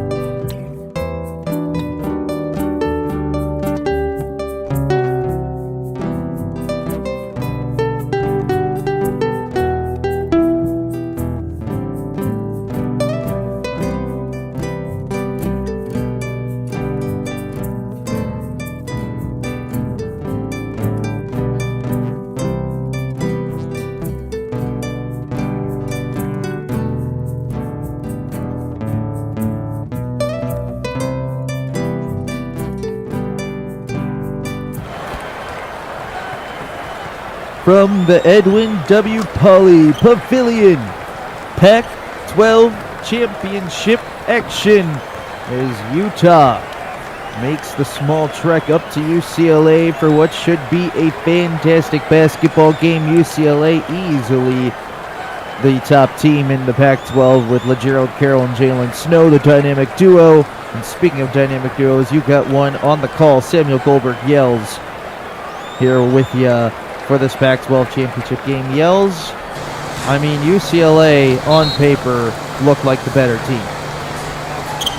Yeah, they do, but I stand by this. UCLA, it's always a clash of styles when they go up against a team because you don't know what you're going to get. UCLA, one of the top offensive teams in all of SimWorld U in the nation, they have star power, as everybody has said. Jalen Snow, LaGerald Carroll, and a host of other guys who can get it done. But those guys can get any shot at any time they want. They're able, possibly can erupt for up to 40-point games any given night. But again, this UCLA team gives up a lot of buckets. Utah likes to move that ball. They're no slouch. So clash of styles, we'll see who is going to win out in this one. Utah does, in fact, like to move the basketball around on the offensive end. But the thing about Utah is that they have trouble finding a scorer, a main person to score the basketball. As Evangelos Mullins gets us going here for UCLA. Yeah. Utah ranks in the bottom quadrant in SimWorld U in scoring. Again, and if there's a team that's going to allow you to score, though, from ball movement, it's going to be UCLA. But I hear you there, but I think this coach from Utah really has them prepared. I think he knows he's going to get open shots if he's able to get his team to buy into moving that ball around the court. If they get caught up in the one-on-one game and stagnant, they don't have anybody that can play along UCLA. So we'll see. I think these first 5 minutes of the game setting the tone here are going to be super important, Sam. Absolutely. Let's take a look here at our starting five here. First for the visiting Utah Utes. At the 1 and 2, you have Kenneth Gaffney and Dalen Ballo. At the 3 of Tyler Stevens. Tristan Hendon is the 4, and Darian Colwright is the team captain. And the starting center for UCLA, again, you have the dynamic duo in Jalen Snow and LaGerald Carroll. They are flanked by Evangelos Mullins, Jojo Ortega, and Franklin Tyson. Utah matching UCLA's energy here early on, Yells. Yeah, and they're going to need a lot from that guy right there, Triton Hendon. He's their senior, big 6'10". He's got, he can put the ball in the hole. He can shoot. He's got range. He can protect at the rim. They're going to need him offensively and defensively. But on that offensive side, more so to solidify their offense. Oh, my.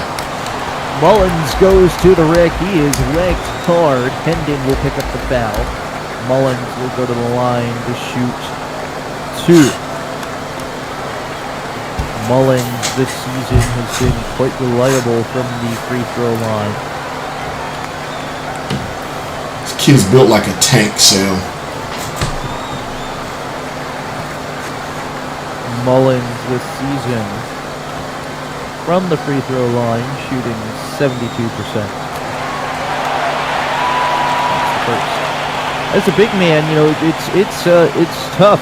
Or it's not tough, but as a big man, it's important in your game to be able to make free throws, just with how close you are to the hoop and how often you're going to get smacked and rattled around. Lost part of today's game. For bigs and guards alike. Fundamentals are big, but absolutely right, Sam. You're going to get hammered down low, and the really effective bigs seek that contact and are able to convert at the free throw line. That's how you get a boost from being a 12-point a game scorer to being a 20. Absolutely. Tyler Stevens made the little quick jumper on the baseline. Utah has their first lead. As we are not even 3 minutes into this Pac-12 championship game. Great coaching matchup here.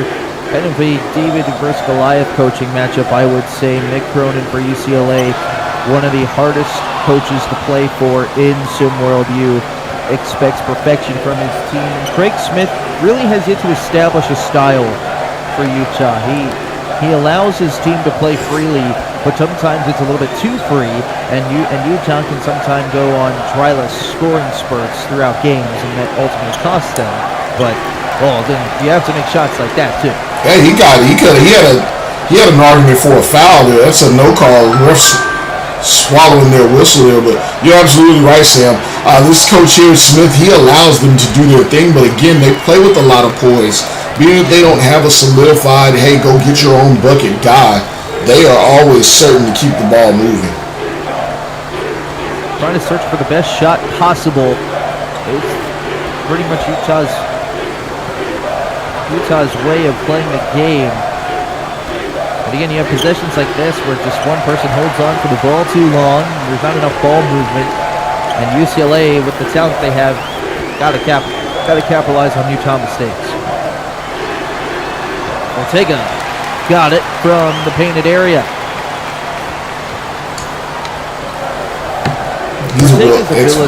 Ortega's ability to just drive and stop on a dime, it's really one of the lost forms in this game of basketball. It's usually turned into a 3 inside game, but that lost art of the jump shot has really just kind of lost its form. JJ Ortega is really bringing that back. All the greats had one. I like what he does as a facilitator as well, Sam. He does get caught up in this offense, but if you were to slow it down, as we see the Gerald Carroll knocking down another one, that can be dangerous for Utah. But in a ball moving system, JJ Ortega, great vision. That's one of the reasons why Cronin brought him in. Look at that block there. Some defense from UCLA. Stuffing him like a stuffed pepper down low. That was a great block. Because you have to really jam it into a pepper. Is that why? Yeah. Okay. Here's Snow. He'll pull a 3. No.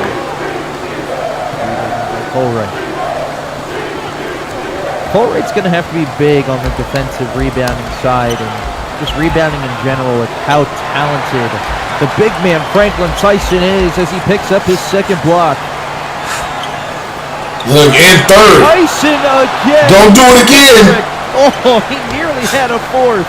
My goodness, Franklin Tyson electrifying the pavilion crowd. And there you go. There's a 3. Look at that. Jalen Snow as the snow begins to fall in UCLA. It's a quick 7-point lead for UCLA. And Craig Smith is going to try and weather the storm of the Bruins with 14:16 to play in the first half. They say 3's a crowd. They ain't never been to my house. Hey girls, what you doing this weekend? We should stay in and have us a threesome. She giving her some, they giving me some. Yeah. With bacon strips, bacon jam, and bacon crumbles. It's a bacon lover's fantasy. We having us a threesome. Menage a trois, menage a trois, menage a trois, menage a trois. Yeah, I know what you're thinking, but come on, it's called the Bacon 3-Way Burger. What'd you expect? The Bacon 3-Way Burger with 100% Black Angus beef, only at Carl's Jr. and Hardee's. Won't go. Rebound Bosch. Back out to Allen. His three-pointer. Bang! Now that's a steal by Murr. Underneath the DJ. What's this gonna be? Lead pass. Whoa! Stop it! Stop it! Do not do him like that! Now goes to roll. Brandon, the three-pointer out front. Hit him! Yes, he did! Iguodala up for the layup. Oh, blocked by James. Decide not to use it. Curry way downtown. Bang! Bang! Oh! LeBron James with no regard for human rights. Come down. Up high, down hard. Is this the tiger?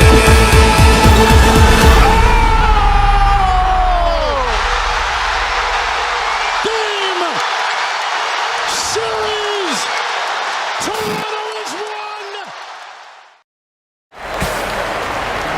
Back here at the Edwin W. Pauley Pavilion, Yo Samuel Goldberg here on the call for this Pac-12 championship game. Jalen Snow and the Gerald Carroll all cylinders go to start this one, Yells. Both of them getting 3-pointers, and UCLA is just off and running right now. If Jalen Snow and LaGerald Carroll get going at the same time, you can call it a game. It just opens up so much for this UCLA team, period. But that is a big-time shot there on the pull-up there from that Kenneth Gaffney. I'll say this, Sam. Encouraging that we're close to the 15-minute mark, or the half of the half, or the 10-minute mark, and UCLA only has 15, and Utah is within 10 points. You want to stay within 5 to 8 point striking distance of this UCLA team. If you can keep them below their team average on the game, then you have a chance. Absolutely, and we know UCLA, they're just such a talented basketball team, but at the same time, they do have their moments where they do stutter on the court. And Utah's got to find a way to capitalize on those moments. Snow goes to Ortega. He'll fire a three. No. Defended by Ballo. Throwing it down low and slamming it down is Tyler Stevens.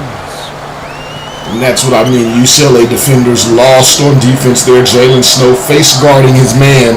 Did not see the wide open cutter down below. As Kamal Johnson likes to say, he yammed that one. Snow, top of the key, guarded by Ballo. Under 10 on the shot clock. There's a three from the far wing. That one no good. And Carroll a little bit off there. Ballo on the drop. Great defense. Baseline J, no. That was fantastic defense right there by Snow. Great cross-court pass to Carroll. They'll pull up a jumper. Got it. He's feeling it. If he's pulling up off the dribble, you're gonna want to get him off his base. You're gonna want to shake him. You're gonna have to do something to slow him down. If he's pulling up off the dribble, that's really not in his arsenal. Ortega will get called for the reach-in foul. See a couple of substitutions coming in for Utah. Number 9 and 25. That's Kyrie Mana and Christian McKell coming in for Utah. Big fan of this Kyrie Mana kid, freshman out of Arizona, I believe. The kid just can slash to the bucket. He really moves. There's a pass there. Ooh, great pass by Ballo. Got to be ready to go back up with that. Absolutely. But yeah, this Mana kid, he's a great slasher. He can get to the rim. Good rangy defender as well. So interested to see him in this lineup. Look at that finish. Almost there for Mana. As UCLA pushing the pace quickly. And that's what you don't want to see if you're Utah. UCLA running the floor. As even their big men like Mitchell, Maris, and Cole, who finished that slam, can run the floor. Mana on the drive. No. Rebounded by UCLA, and they're off and working here. Blaine kid out on the court here now. Another one of their just offensive fire starters. This kid had major games back in the SimWorld Prep. My word, what a finish. The Circus Olay shot. And UCLA is firing on all cylinders now. Largest lead of the contest so far, 9 points, 21-12. Utah's got to figure out a way to put the ball in the basket here. It's not going to be like that. That's a block. Contested though, Ballo puts it down. I tell you what, this Ballo kid is playing his heart out so far early in this game. Lots of effort, and they're going to need every bit of it today. Kid gets a screen from Carroll. He'll drive in, puts it up and one. Got the contact from Mana, and Kid is going to go to the line to complete the old-fashioned three-point play.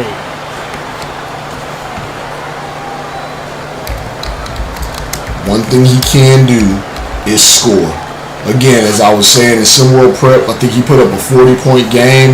He recorded the first triple-double ever in SimWorld Prep history, that emerging prep league that everyone's raving about.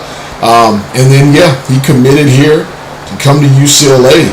Said, hey, I'm willing to play behind Jalen Snow. I know that I can start anywhere in the nation. I can play for a power conference. I can make a name for myself, but I also want to win. I like the prestige of the team. I got a chance to talk to him before the game, and he told me all these things that the legacy of UCLA, he wanted to be there. He's willing to sit and play behind a player like Jalen Snow and learn all he can. But I can tell you this, Sam, when he gets his moments in game, he has been absolute fire for Coach Cronin. Absolutely. And, Jalen Snow, obviously, they're probably going to go in the SWBA draft. That leaves a lot of room for Blaine Kidd next season to increase his draft stock. Yeah, and look, I mean, he can pass. He needs to show that he's a more willing passer and a better defender. Offensively, we know SWBA scouts are looking at offense all the time, but they want to know if you can make the right pass and if you're willing to defend. So he does have to show that. Offensively, I think he's good to go, and he'll have even more room to run without a Jalen Snow or LaGerald Carroll on the team next season. On the other end, Domingo's got the block. That's UCLA's team 5th or 6th block. Kidd will launch a 3. That's no good. A little bit strong on that one. UCLA's interior defense has slowly improved throughout the season, Yells. 6 blocks already in this Pac-12 championship game. I don't know if I would call it interior defense so much as Franklin Tyson and the kid Mitchell Marison Cole being absolute cleanup monsters at the basket. Make them a garbage disposal. If it's a rebound or they need to protect on a shot, you know you can count on them. That's what they're out there to do. 8:35 to play. UCLA leads by 8. We'll be back here on SimWorld TV.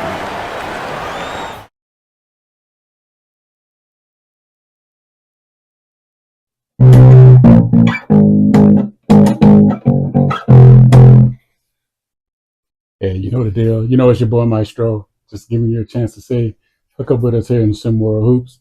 Do your game. Think you got the brain, be the coach. Think you got the game, be the player. Want to hang out and just party and just get it done together and have some fun talking about ball? We can do that too.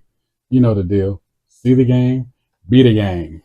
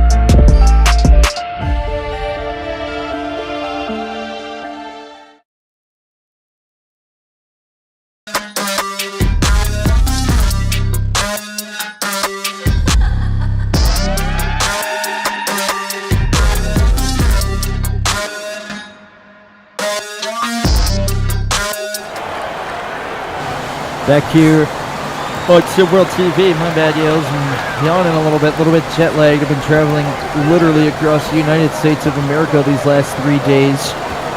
Last night, or yesterday, had a good game to call, and now we're here in California. Couldn't be asking to do anything else here, Yales. Especially calling a game with you. Sam, I tell you what, I appreciate the compliment, but you don't need to know what day it is. You don't need to know any of that. You just have to know we have Pac-12 championship action going on, and a good one at that. Absolutely. Domingos will get called for the reach-in foul. We'll be on it again, Yells. Oh my! That's why they have a cough button here. Right in front of us, but yeah, Garcon, get this man a Monster Energy drink. Goodness. Yeah, production people, I need a coffee, like ASAP. Here's a steal by Nesbitt. Nesbitt holding on, gets the screen from Mullins. He'll fire a 3, left it short. A little bit to desire there, and again, Utah can't come up with the defensive rebound. And that shot right there, that's what I'm talking about there, Sam. This team, not only do they struggle defensively sometimes, I know right now we can talk about what Franklin Tyson and Marison Cole are doing on the inside, protecting the rim. But this team, look at that cut there. My goodness. Great pass. Mullins can't finish. Hendon forced the foul. What a go to the line to shoot too. Inbound play, it's incredible. You got to finish that. But this team, because they're out in the Pac-12 and in their UCLA, there's a lot of freedom given there and liberties as far as what they can do offensively. So they take enough bad shots to allow teams back into games, Sam. It's a game of possessions. Exactly. Goose Mullins missing the first free throw. Again, 72% from the line this season. The free throw is going to be vital here in this one, Yells. It's already 2 missed for UCLA. Oh, tell me about it. It's been vital all championship weekend. We just watched Minnesota fall in a buzzer beater. Minnesota missed a collective, I believe, 7 free throws in that one. Imagine if they would have just hit 2 more. Exactly, but if you're betting on that game, Minnesota was plus 3.5, so you expect that buzzer beater either way, because that's cash central. That one is blocked. Domingos, I think, got a hand on that one. 7th block for UCLA. Nesbitt going down low, no good. That's fantastic defense on the interior by Hendon. Point this out, Sam. Utah's down 9 right now, but they have held Jalen Snow to just 3 points, 1 of 5 shooting. Everybody else for UCLA is having to do this. If I am coaching Utah, I'm happy with that because I don't believe that everyone else can keep that up on the UCLA side. Absolutely. That was a good jumper right there from Hendon. Had the mismatch on Nesbitt. See if Jalen Snow can get going here. They'll take a step back during flash. Jalen Snow making it rain from deep. It's his second 3. He likes to do that thing from 3. He can really stroke it, Maestro. Good Lord, he can really stroke it.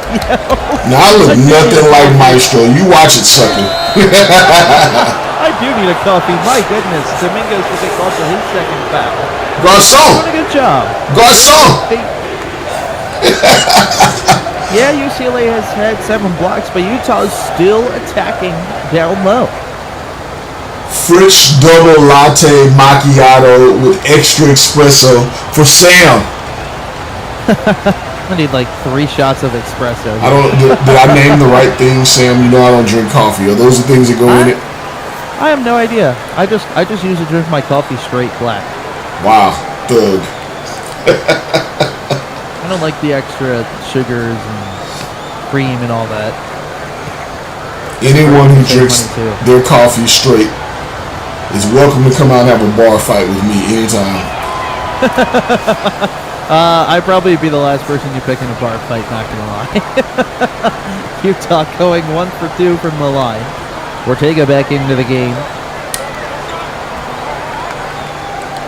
Snow gives it off to Kidd. That's how explosive Jalen Snow is, Sam. Right after I said what I said, he comes out and he hits that bucket, and it looks like he's ready to roll offensively here. As he's looking for the ball on off-ball motion now, moving without the ball. That's what scouts love to see. Jalen Snow finishing that one through contact. Was looking for a foul. UCLA first double-digit lead so far in this game. Ladies and gentlemen, it's time to shout out the chat. First and foremost, all of our platforms, X, Facebook, LinkedIn, Instagram, X, TikTok, but more importantly, the YouTube chat. What is up? Making our streams possible. Biff Markham, Rick Blaze, what's up? Tony D, Drees 215. What is up, everybody? Benjamin Alexander J. Midoriya. I botched that, apologies. Jafar Skyler Jordan Scott as well. Live EM giveaway incoming. Sound the alarms. Alarm.mp3 noise, because I don't feel like doing the alarm noise I did yesterday. We take the number of live concurrent viewers in our YouTube stream and throw a 0 at the end. That's how many EMs one lucky person will receive. Get a little bit of boost to your EM economy. Home teams trying to make it a sweep today, Sam, after the home teams have taken many L's in championship weekend here. We saw Purdue pull it out in the last seconds here just a moment ago. UCLA up early here. You think anything about these road teams getting so many wins? Not even just in the championship. The road team has been very strong in SimWorld U throughout this season, Sam. Yeah, it's been kind of surprising, home crowd atmospheres and might have a strong suit to tend to sway games, but the road teams have really come in with a fire lit under their skin, and they've been playing well. How do you operate when a fire's under your skin, Sam? I don't know. You kind of like Adele, like I said, fire to the rain, I guess. It's a bad person that can do that. I never say anything bad about her after I heard that phrase. If you're able to do that, I want no parts. Kenneth Gaffney goes 1 of 2 from the free throw line. Bit of a couple UCLA Bruins in a little bit of foul trouble. Ortega's at 2 fouls. I believe Nisbet might also, or Franklin Tyson might be in some foul trouble with 2. Something to keep an eye on. Samai Domingos has 2 as well. Domingos has 2 as well. Well, again, Utah going to continue attacking even though they keep getting blocked. Man, I know it's no good. Well, that's what you got to do, Sam. You can't just stop attacking the rim. It's a part of the game. That's where buckets are. That's where you put pressure on the defense. You can open up your offense on the perimeter if you can get some buckets from there. As the defense collapses, you don't just run because you've got your shot blocked. You do not quit. It's not over just because something happened. It is not over until the bell sounds as we see another block there. Goodness. 8th block of the game for UCLA. Mullins sends that one back. Here's Kidd. They go down low to Mullins. He's got a mismatch. Mullins up. Bullying his way, no. Gets his offensive rebound. Puts it back up and in. Gaffney. Bruins fans loving what they're seeing right now. The pavilion coming to their feet, hoping for a defensive stop.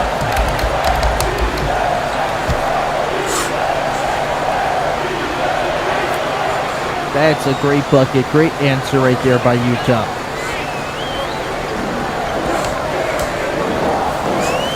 We got Stevens. He's got 6.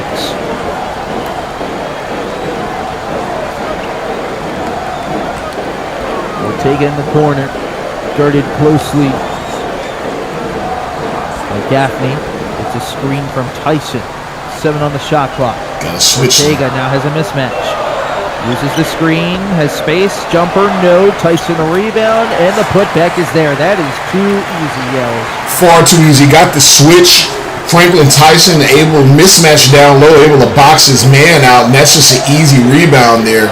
There's an easy bucket on the other side, though. UCLA, for all they've done, allowing Utah to stay in striking distance. Be interesting here to see how these final 3.5 minutes play out. Which team can close out this first half more? Kidd. Well, one team has a closer, Sam. One team has an absolute closer. A couple of them, actually. And there he is! He got it. It's his 3rd 3 for Jalen Snow. He's got 11 points. It's closing time. Good try, though, from Utah to answer. Kenneth Gaffney again. It's got to be just debilitating. Sam, you're out there and you're defending, you're playing your heart out, you're running around trying to make sure you can guard in, and then you have a kid like this, Jalen Snow, catching fire. Oh my, Jalen Snow can shoot the lights out. 14 points in the first half for Snow.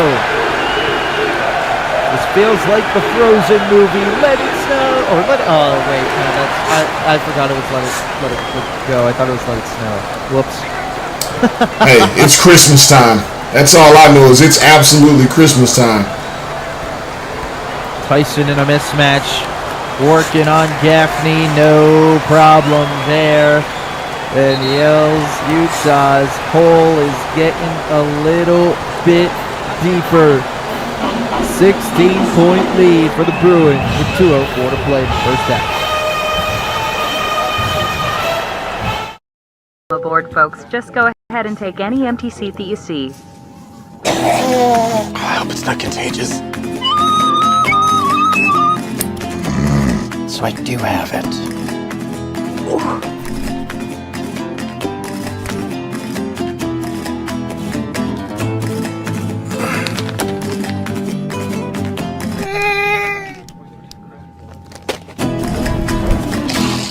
When your mom wakes up, can you tell her about me?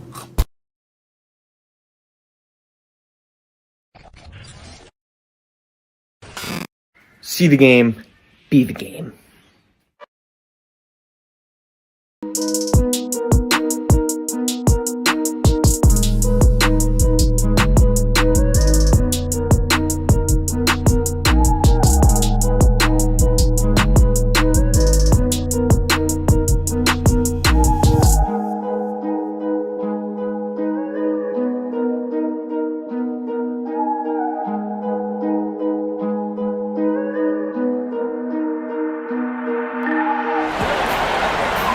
Back here at the Edwin W. Pauley Pavilion on the John Wooden Court. UCLA 16-point lead. Jalen Snow has caught fire. Utah, though, slightly hanging around, but you got to make shots like that if you want to get back in this game. Snow on the rack attack, puts it up and in. I thought he was going to slam it down, but he was just keeping it classy.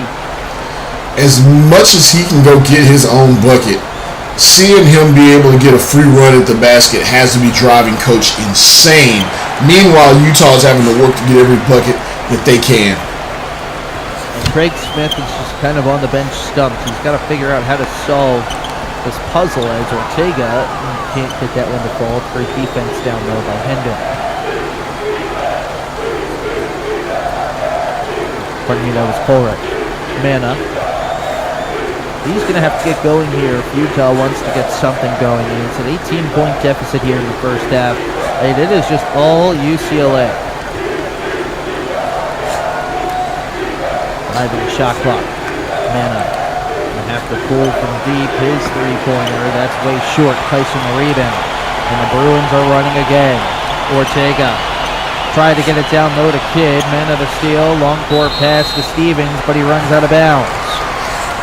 And that's the thing, when you play against this UCLA team, particularly for Utah and Coach Smith, is that you're going to want to slow the game down. You don't want to run with these kids, but you get down big, you get out of having, what your normal set is of, being patient, bring the ball up, finding the right shot, and you get into the I have to shoot some threes, find open shots, and push the pace more than I would like to game.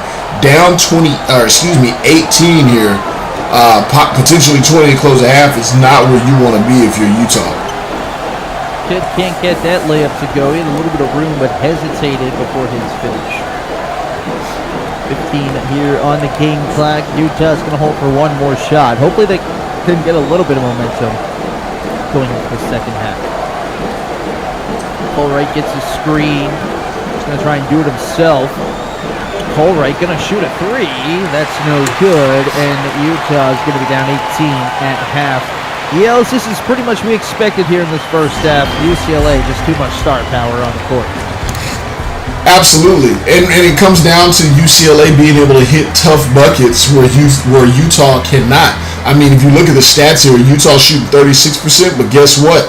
UCLA right at the same, a little bit worse, honestly, 35.7%. Unable to get shots, but they're also getting defensive stops. 8 blocks. They're on the glass, out rebounding Utah 20-17, which is not what you would have expected. And on the other side, like I said, they have a Jalen Snow. They have a Legero Carroll that has them 5 of 14 from deep, where Utah's only taken 1 3 and they've missed a 3.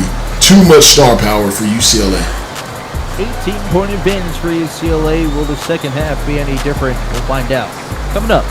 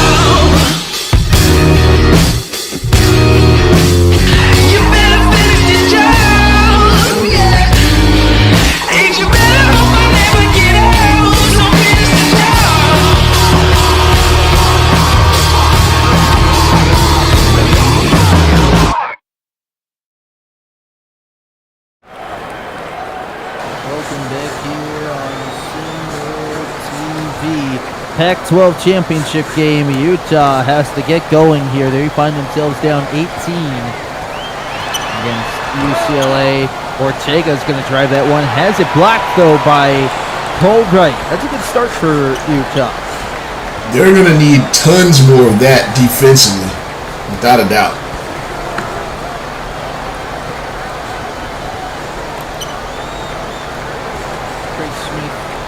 Going into the locker room, said Utah just got to figure it out on offense. They're playing too stagnant. They're not getting it down low enough. They like, and they got to attack more. And that's a good start. Colbright getting a block and a bucket to start the second half. Excellent high pick and roll there. Triton Hendon, great hands this kid has. Kenneth Gaffney, an excellent passer going back to his high school days. High pick and roll may be the answer UCLA has known to struggle in the pick and roll this season. Gerald Carroll had defense all over him and still managed to finish that shot off. Mullins and rejection. Ninth block for UCLA. He's got a mismatch down there. You got to get it to him. There we go. Finally, they do get it down. Ortega, a little push on that dunk and no call from the official. Triton Hendon, the kid just plays through it. Great character, everyone says about him. They just love that he's just an upstanding kid, shows it there. Just keeps rolling, doesn't get involved with the drama. Follow, further picked up. Snow with some great defense. Utes trying to find something, trying to find a spark. They're down 16. There's just not enough movement here on the offensive end. They're a little bit too stagnant as that three is good. And then they get that out of it. Gaffney. I feel like Utah is running like a Statue of Liberty type offense. Where it's just not moving at all, and they're still finding open shots. Oh, boy! Hendon smacked Snow on the way up. They have a little bit of exchanging of words. With nothing too serious, and maybe that frustration slowly starting to set in for Utah. I love that foul. I love the hustle, energy, the effort to get back and cover home base there, because he was absolutely beat. They were both beat. Both defenders were beat on that screen and roll, but he recovered, and at least don't let him get the shot up. Make him think about it next time he comes to the rim. Snow gets that one to go. He's got 15. That's it.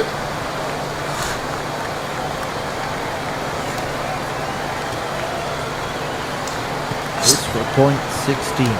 Think about this, Sam. Jalen Snow likely declaring, or has declared, know he's going to be going, as well as the Gerald Carroll. But Blaine Kidd still on this team. You got Jordan Bamford out of LA and Koya Monroe coming to join this team. The backcourt is still going to be loaded for UCLA, and Cronin's going to have all kinds of options to work with, as we see Graham over there. Yikes. That's what you don't want to do for Utah. Fire up this crowd even more than they're already fired up. The student section, relentless. Just a 15-point game. All it is 5 3-pointers for Utah, but again, struggling from beyond the arc too. I mean, that three, I think it's their second three of the game. Mismatch.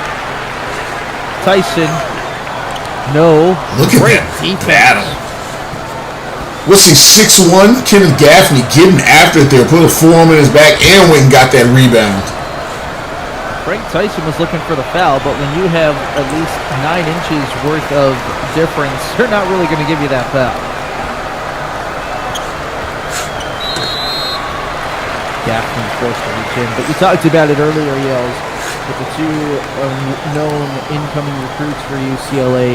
Koya Monroe, 31st ranked prospect in the prep league.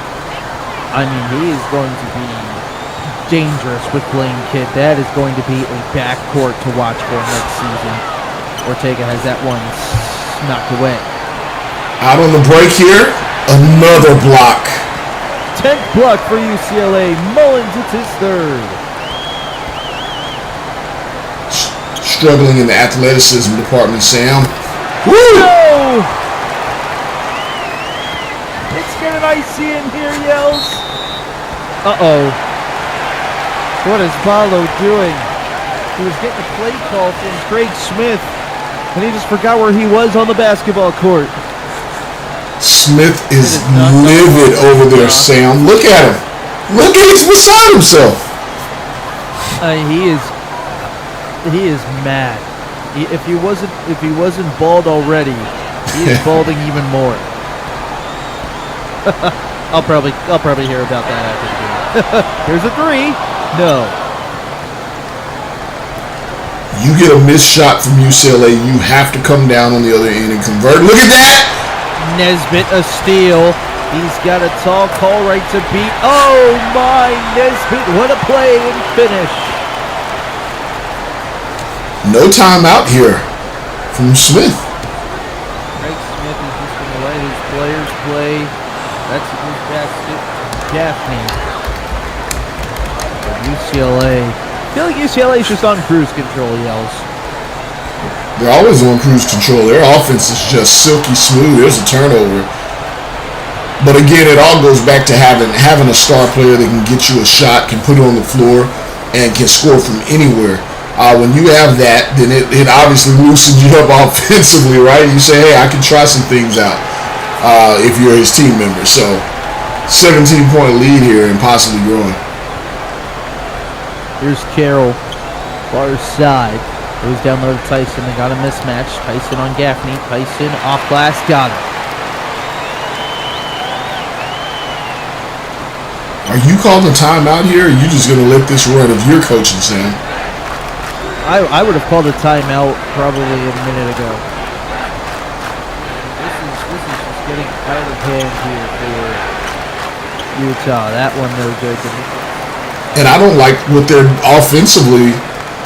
It's almost as if he's letting them play through this so they can learn from what they're doing. But Gaffney, I do not like what I'm seeing with him running this offense right now.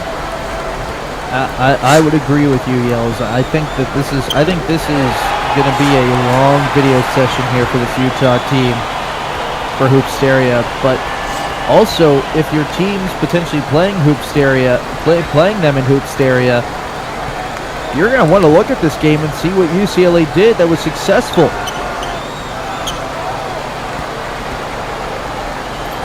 Scored buckets. True. Just score more than the other team. That's how you win a game in Hoopsteria. Gaffney, that's no good. Tyson, great defense there.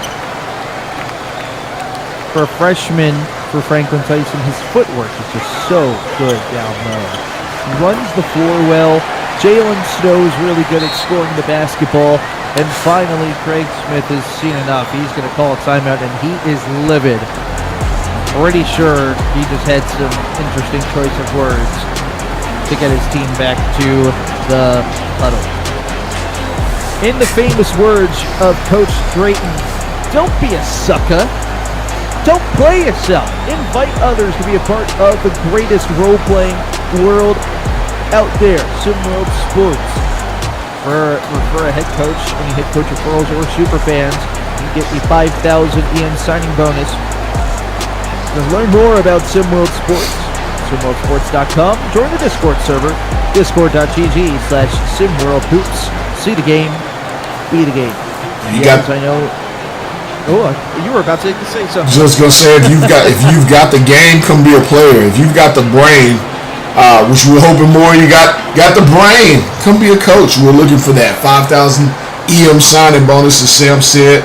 Paying out the wazoo for coaches, so come join if you think you could do better than Coach Cronin or Coach Smith here. You know, that might be it. That might be our next marketing campaign. If you got, I forgot what you just said, but if you got the game or the brain, right? It's if pretty you got good. The game, come play. If you got the brain, come coach. There you go. I can't take credit for it. Our main man Maestro coined that some time ago. Whole right shot, no good. Great defense there from the freshman Mitchell Marison Cole. You know, even with a lead like this, Mick Cronin, he's still coaching his team hard. He wants his team to do, my goodness, basically throw a complete game. He doesn't want him to get lackadaisical here just because they have a lead. He wants them to finish this game. Here's Kidd, off glass, no good. Well, it's a tune-up game, Sam. This is not just a championship game. We're headed into Hoopsteria. This is not the end of these kids' season. If you're at Utah or UCLA, this has to bleed into the next one. If you're Utah, you're going to use it as confidence. If you're UCLA, you're going to use it as confirmation. You pick your C on that one. But yeah, you continue to coach and you tell your kids, hey, it's going to be 2 times as hard come Hoopsteria, because these kids are going to have nothing to lose, especially in the earlier rounds. Would not use this or not allow this to be a Cinderella. Let's show our effort even when we're in control of the game. There's a nice hustle play from Darren Cole, right? 19-point game here with 12 minutes to go.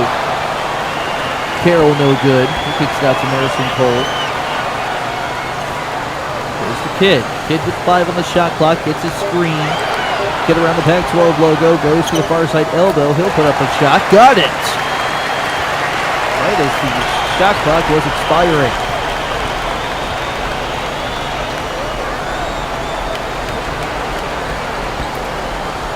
Confidence has to be shaken for this team here. It's a good take by Dalen Ballo.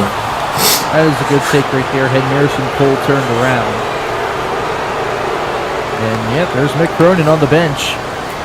Not happy with Marison Cole. Wanted Marison Cole to go straight up. Instead, he turned away from the shot.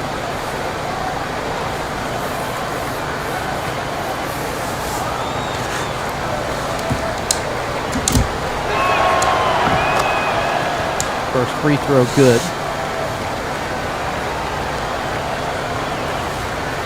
For Apollo.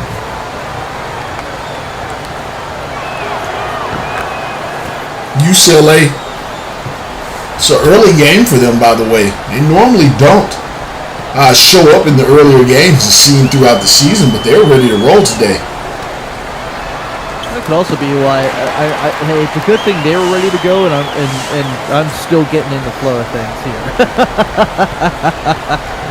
It's a 21-point lead for UCLA. As they can taste that basketball championship game. Nick Cronin loving the defense right there from Marison Cole.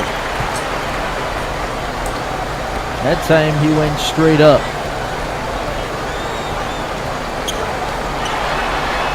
Carroll a three. Bingo! It's all. UCLA continues to grow their lead. It is all on display for UCLA to here today. We're seeing what they present offensively. We're seeing the obstacles they're going to provide to anybody on their side of the bracket come hoop stereo on the offensive end. As we see a beautiful move there by Ballo. My goodness. But defensively, we're seeing it as well when they're active defensively, not just their rim protectors at the rim, but when Kidd and Carroll and Nesbitt off the bench are all bought in and they're moving defensively, they are just a tough team to beat. Absolutely, and even UCLA's defense, it's something that was questionable going into today's game. Their defense has played really well. Dominguez nearly getting a steal right there.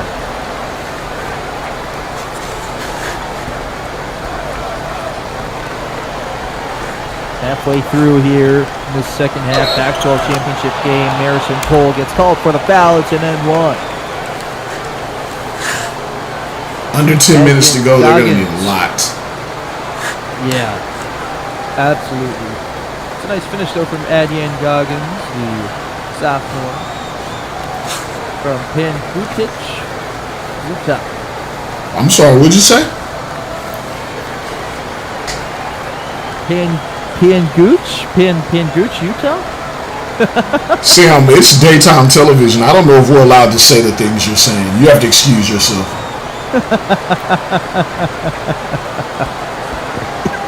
Blame the person that created that town in Utah. Goggins completes the 2+1 play. Just one stop at a time. That's all they need to be focused on. If they can get a bucket here. That kid is on fire, though. Gerald Carroll again.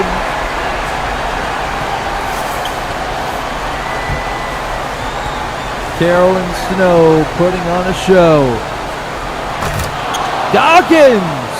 Whoa! Explosive right there.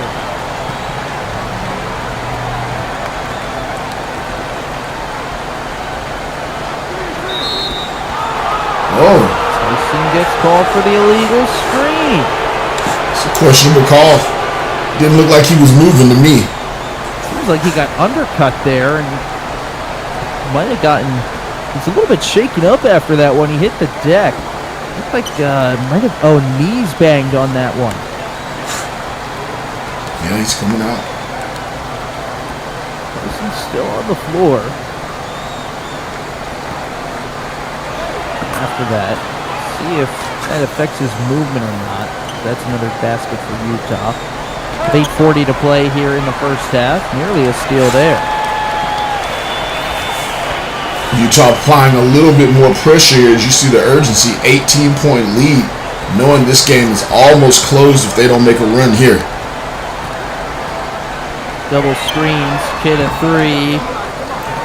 Oh, it hit every part of the rim, but fell through. You gotta be kidding me. You gotta be kidding me. Wow.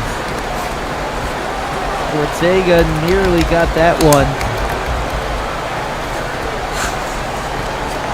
Gaffney's going to work though on Ortega. They've cleared it out for Gaffney. They've gone to the baseline. Look at this defense from Ortega. Fantastic there. Gaffney gets his miss. 10 on the shot clock. Mano with it. Gaffney has it again. Got a Harry. Hendon a turnaround jumper. That is good. And he's doing his part. But defensively, they're just going to have to step up. I'm not sure where they're going to find the perimeter defense, but they've got to find it somewhere. Ortega. Started by Gaffney. Ortega at the free throw line. We're back out a little bit. We get the screen. Kid, quick trigger three. Bingo! Sheesh.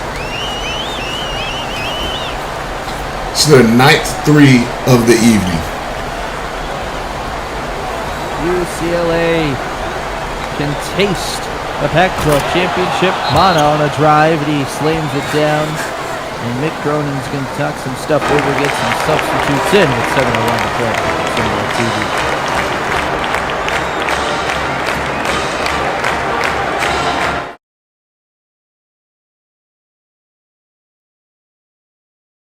See the game, be the game.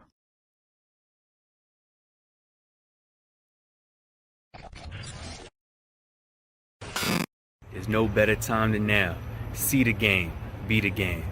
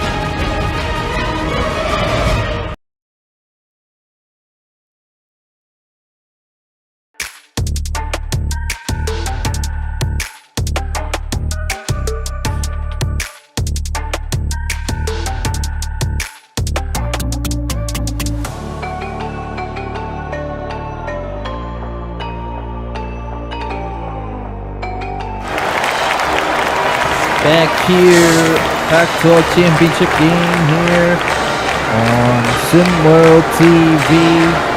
The Gerald Carroll, Jalen Snow put it on a show here. They have been fantastic here in today's game. 22 points, 4 of 8 from deep for Jalen Snow. Talk about getting it done when the lights are the brightest. He struggled with this last season, but not here today in this one. 20-point lead here for UCLA.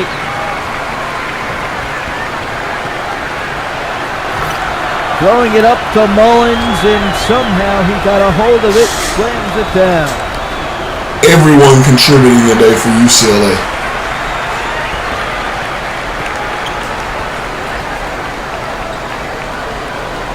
This feels like, as you said, a complete game here from UCLA. It seems like everybody's doing their part. That's just a pretty mismatch down low. Colwright's going to win that 99 out of 100 times. And Utah's not playing terribly. I mean, I'd say they had a rough first half. The second half, and then even the latter part of the first half, they've played well, but UCLA's just played that good. UCLA is that good of a team. Here's the three. Snow got it. It's raining threes. It's the 10th three of the game for UCLA. When they're rolling, they are rolling. Strong there on the 3-ball attempt from Mavungu. Almost shocked when they miss a shot at this point. Exactly. Mavungu with it. He's down low. The Bird. No good.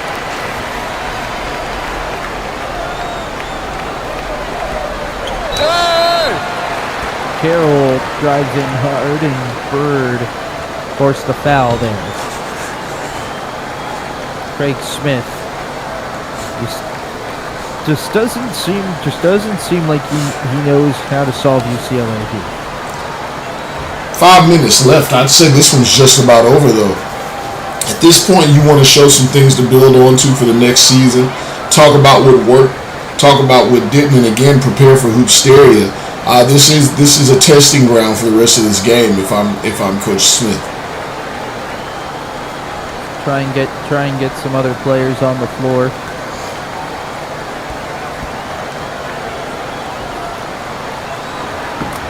Stevens checks back into the game for Utah. Just not good body language on the bench, too, for Utah. Everybody's slumped back in their chairs. Seems like nobody's really engaged here. Did you say engagement? Especially, yeah. You know, if you use that phrase on purpose, don't get me started, Sam. If you're not engaged, how can you be a part of anything? How can you win? You got to be engaged. You got to be locked in, got to be present, got to know what's going. That goes for on that sideline. That goes for watching film. That goes for our users here in SimWorld. You got to be engaged. Otherwise, this could be the outcome. And how can you be pleased with the product that you're getting if you're not engaging with it? Look at Carroll on defense there, just shutting Gaffney down. Look at the UCLA bench. It is a 26-point game, and they are still on the bench going defense. Mick Cronin keeps these guys engaged all the way through. Stevens gonna have to check up a three. That's left short. Carroll the rebound.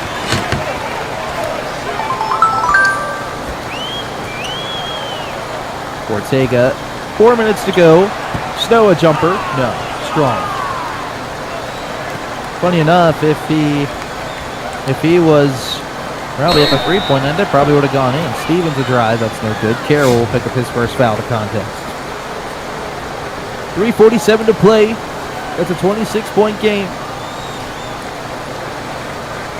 It's just a matter of time now as I start to hear the fat lady singing.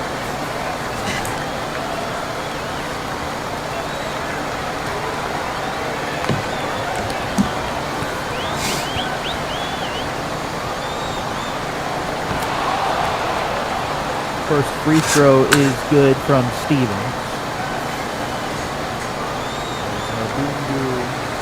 Mikel.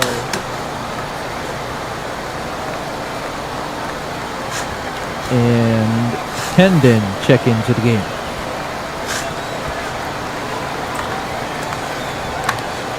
It's a little bit of punishment leaving these kids in here to end this game. If I was Cronin, I'd get Jalen Snow out of this one too. Absolutely. You don't want to get Snow hurt. He puts up a three. Hey, all right, it was a roll to two. Jeez. I guess Jalen Snow is just stat padding at this point.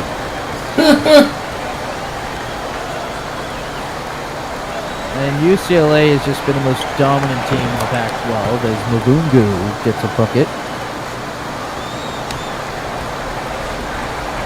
So what do you think, Sam? How is UCLA, is this closing of this game, this championship game, does this solidify them as one of the top 10 teams in the country when it comes to seeding on Matchup Monday tomorrow? I would say that UCLA, while they've won this game whole-handedly, I just don't think the Pac-12 is the strongest of conferences. I actually think it's the weakest conference in SimWorld U.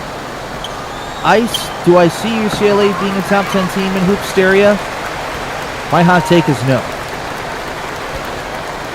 I think they've had a very easy schedule and a very easy path in the Pac-12.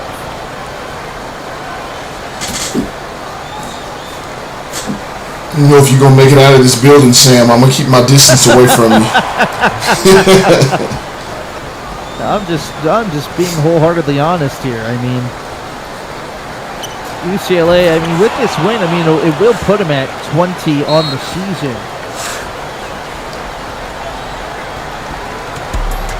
However, it just hasn't UCLA just hasn't had that strong of a season. They really haven't been challenged this season. If I say so myself. I think once we get into Hoopsteria and UCLA sees a team that matches their talent level and matches what they can do, and if they prove that they can be victorious in that second game, then I might actually think UCLA has a shot. But when you have teams like Alabama, Kentucky, Duke, there's just way more talent there, and UCLA really hasn't, and this talent that UCLA has really hasn't been challenged all season. I disagree. I had to push back. They've been challenged quite a bit. They're just inconsistent. That's my take on it. The only push they can give is themselves. That'll be something to see come match up Monday.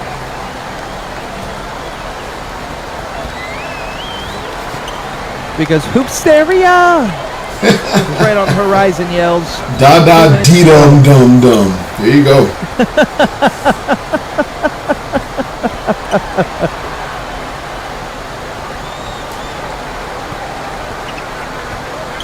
Tyson down low, kicks out to Nesbitt. Had a little bit of trouble with that pass. He's got 5 on the shot clock. Domingos now swinging it across. They go down low to Tyson. The jump hook, no. Tyson follows the shot, and he'll slam it down with authority to basically put the icing on the cake for our final championship game this week. UCLA is out-rebounded Utah. They've out-assisted Utah. They've out-turned them over. They protected the ball. 10 blocks on the night. 55% from the field. 10 of 21 from 3. What more do you want? What a complete performance. This is what Cronin wants for these kids all the time. Absolutely. And you don't want to get complacent either with Hoopsteria on the horizon. If you're Mick Cronin, you're going to take a look at what was successful in this game. You're going to apply it to that, and you're going to apply it to your opening game in Hoopsteria. Which, by the way, next week marks Hoopsteria. Mark your calendars. Thursday, Friday, Saturday, Sunday are your opening rounds of action. Daytime action. I mean, around the clock streams going on from midday all the way to the nighttime. Over 12 hours straight of SimWorld action for 4 straight nights, I believe. Absolute insanity. Hoping to see everybody tune in to Hoopsteria, or we're going to lose our minds and we're going to go Disturbia. Disturbia? Sound just like her, Sam. Uncanny. Who knows? Maybe we'll get Rihanna. Maybe we'll get a Rihanna performance at Hoopsteria. Cut it out. If Rihanna shows up, I'm out. We have things to do. I'm just letting you know.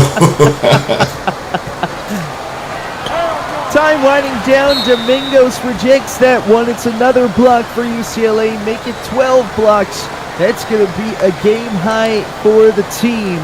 They had 11 blocks earlier in the season. It's their 12th team block, so it's a new game high for the Bruins. And Mick Cronin is clapping it up and firing up the crowd. What a performance here from UCLA, deservingly winning the Pac-12 championship. Handily.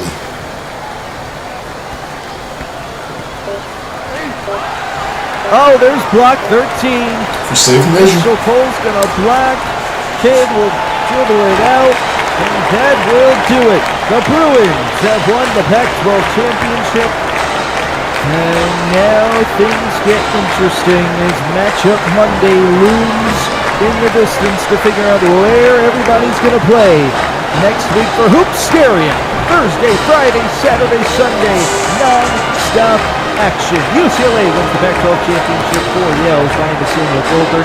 SimWorld Sports is see the game, be the game. Have a good rest of your day, ladies and gentlemen.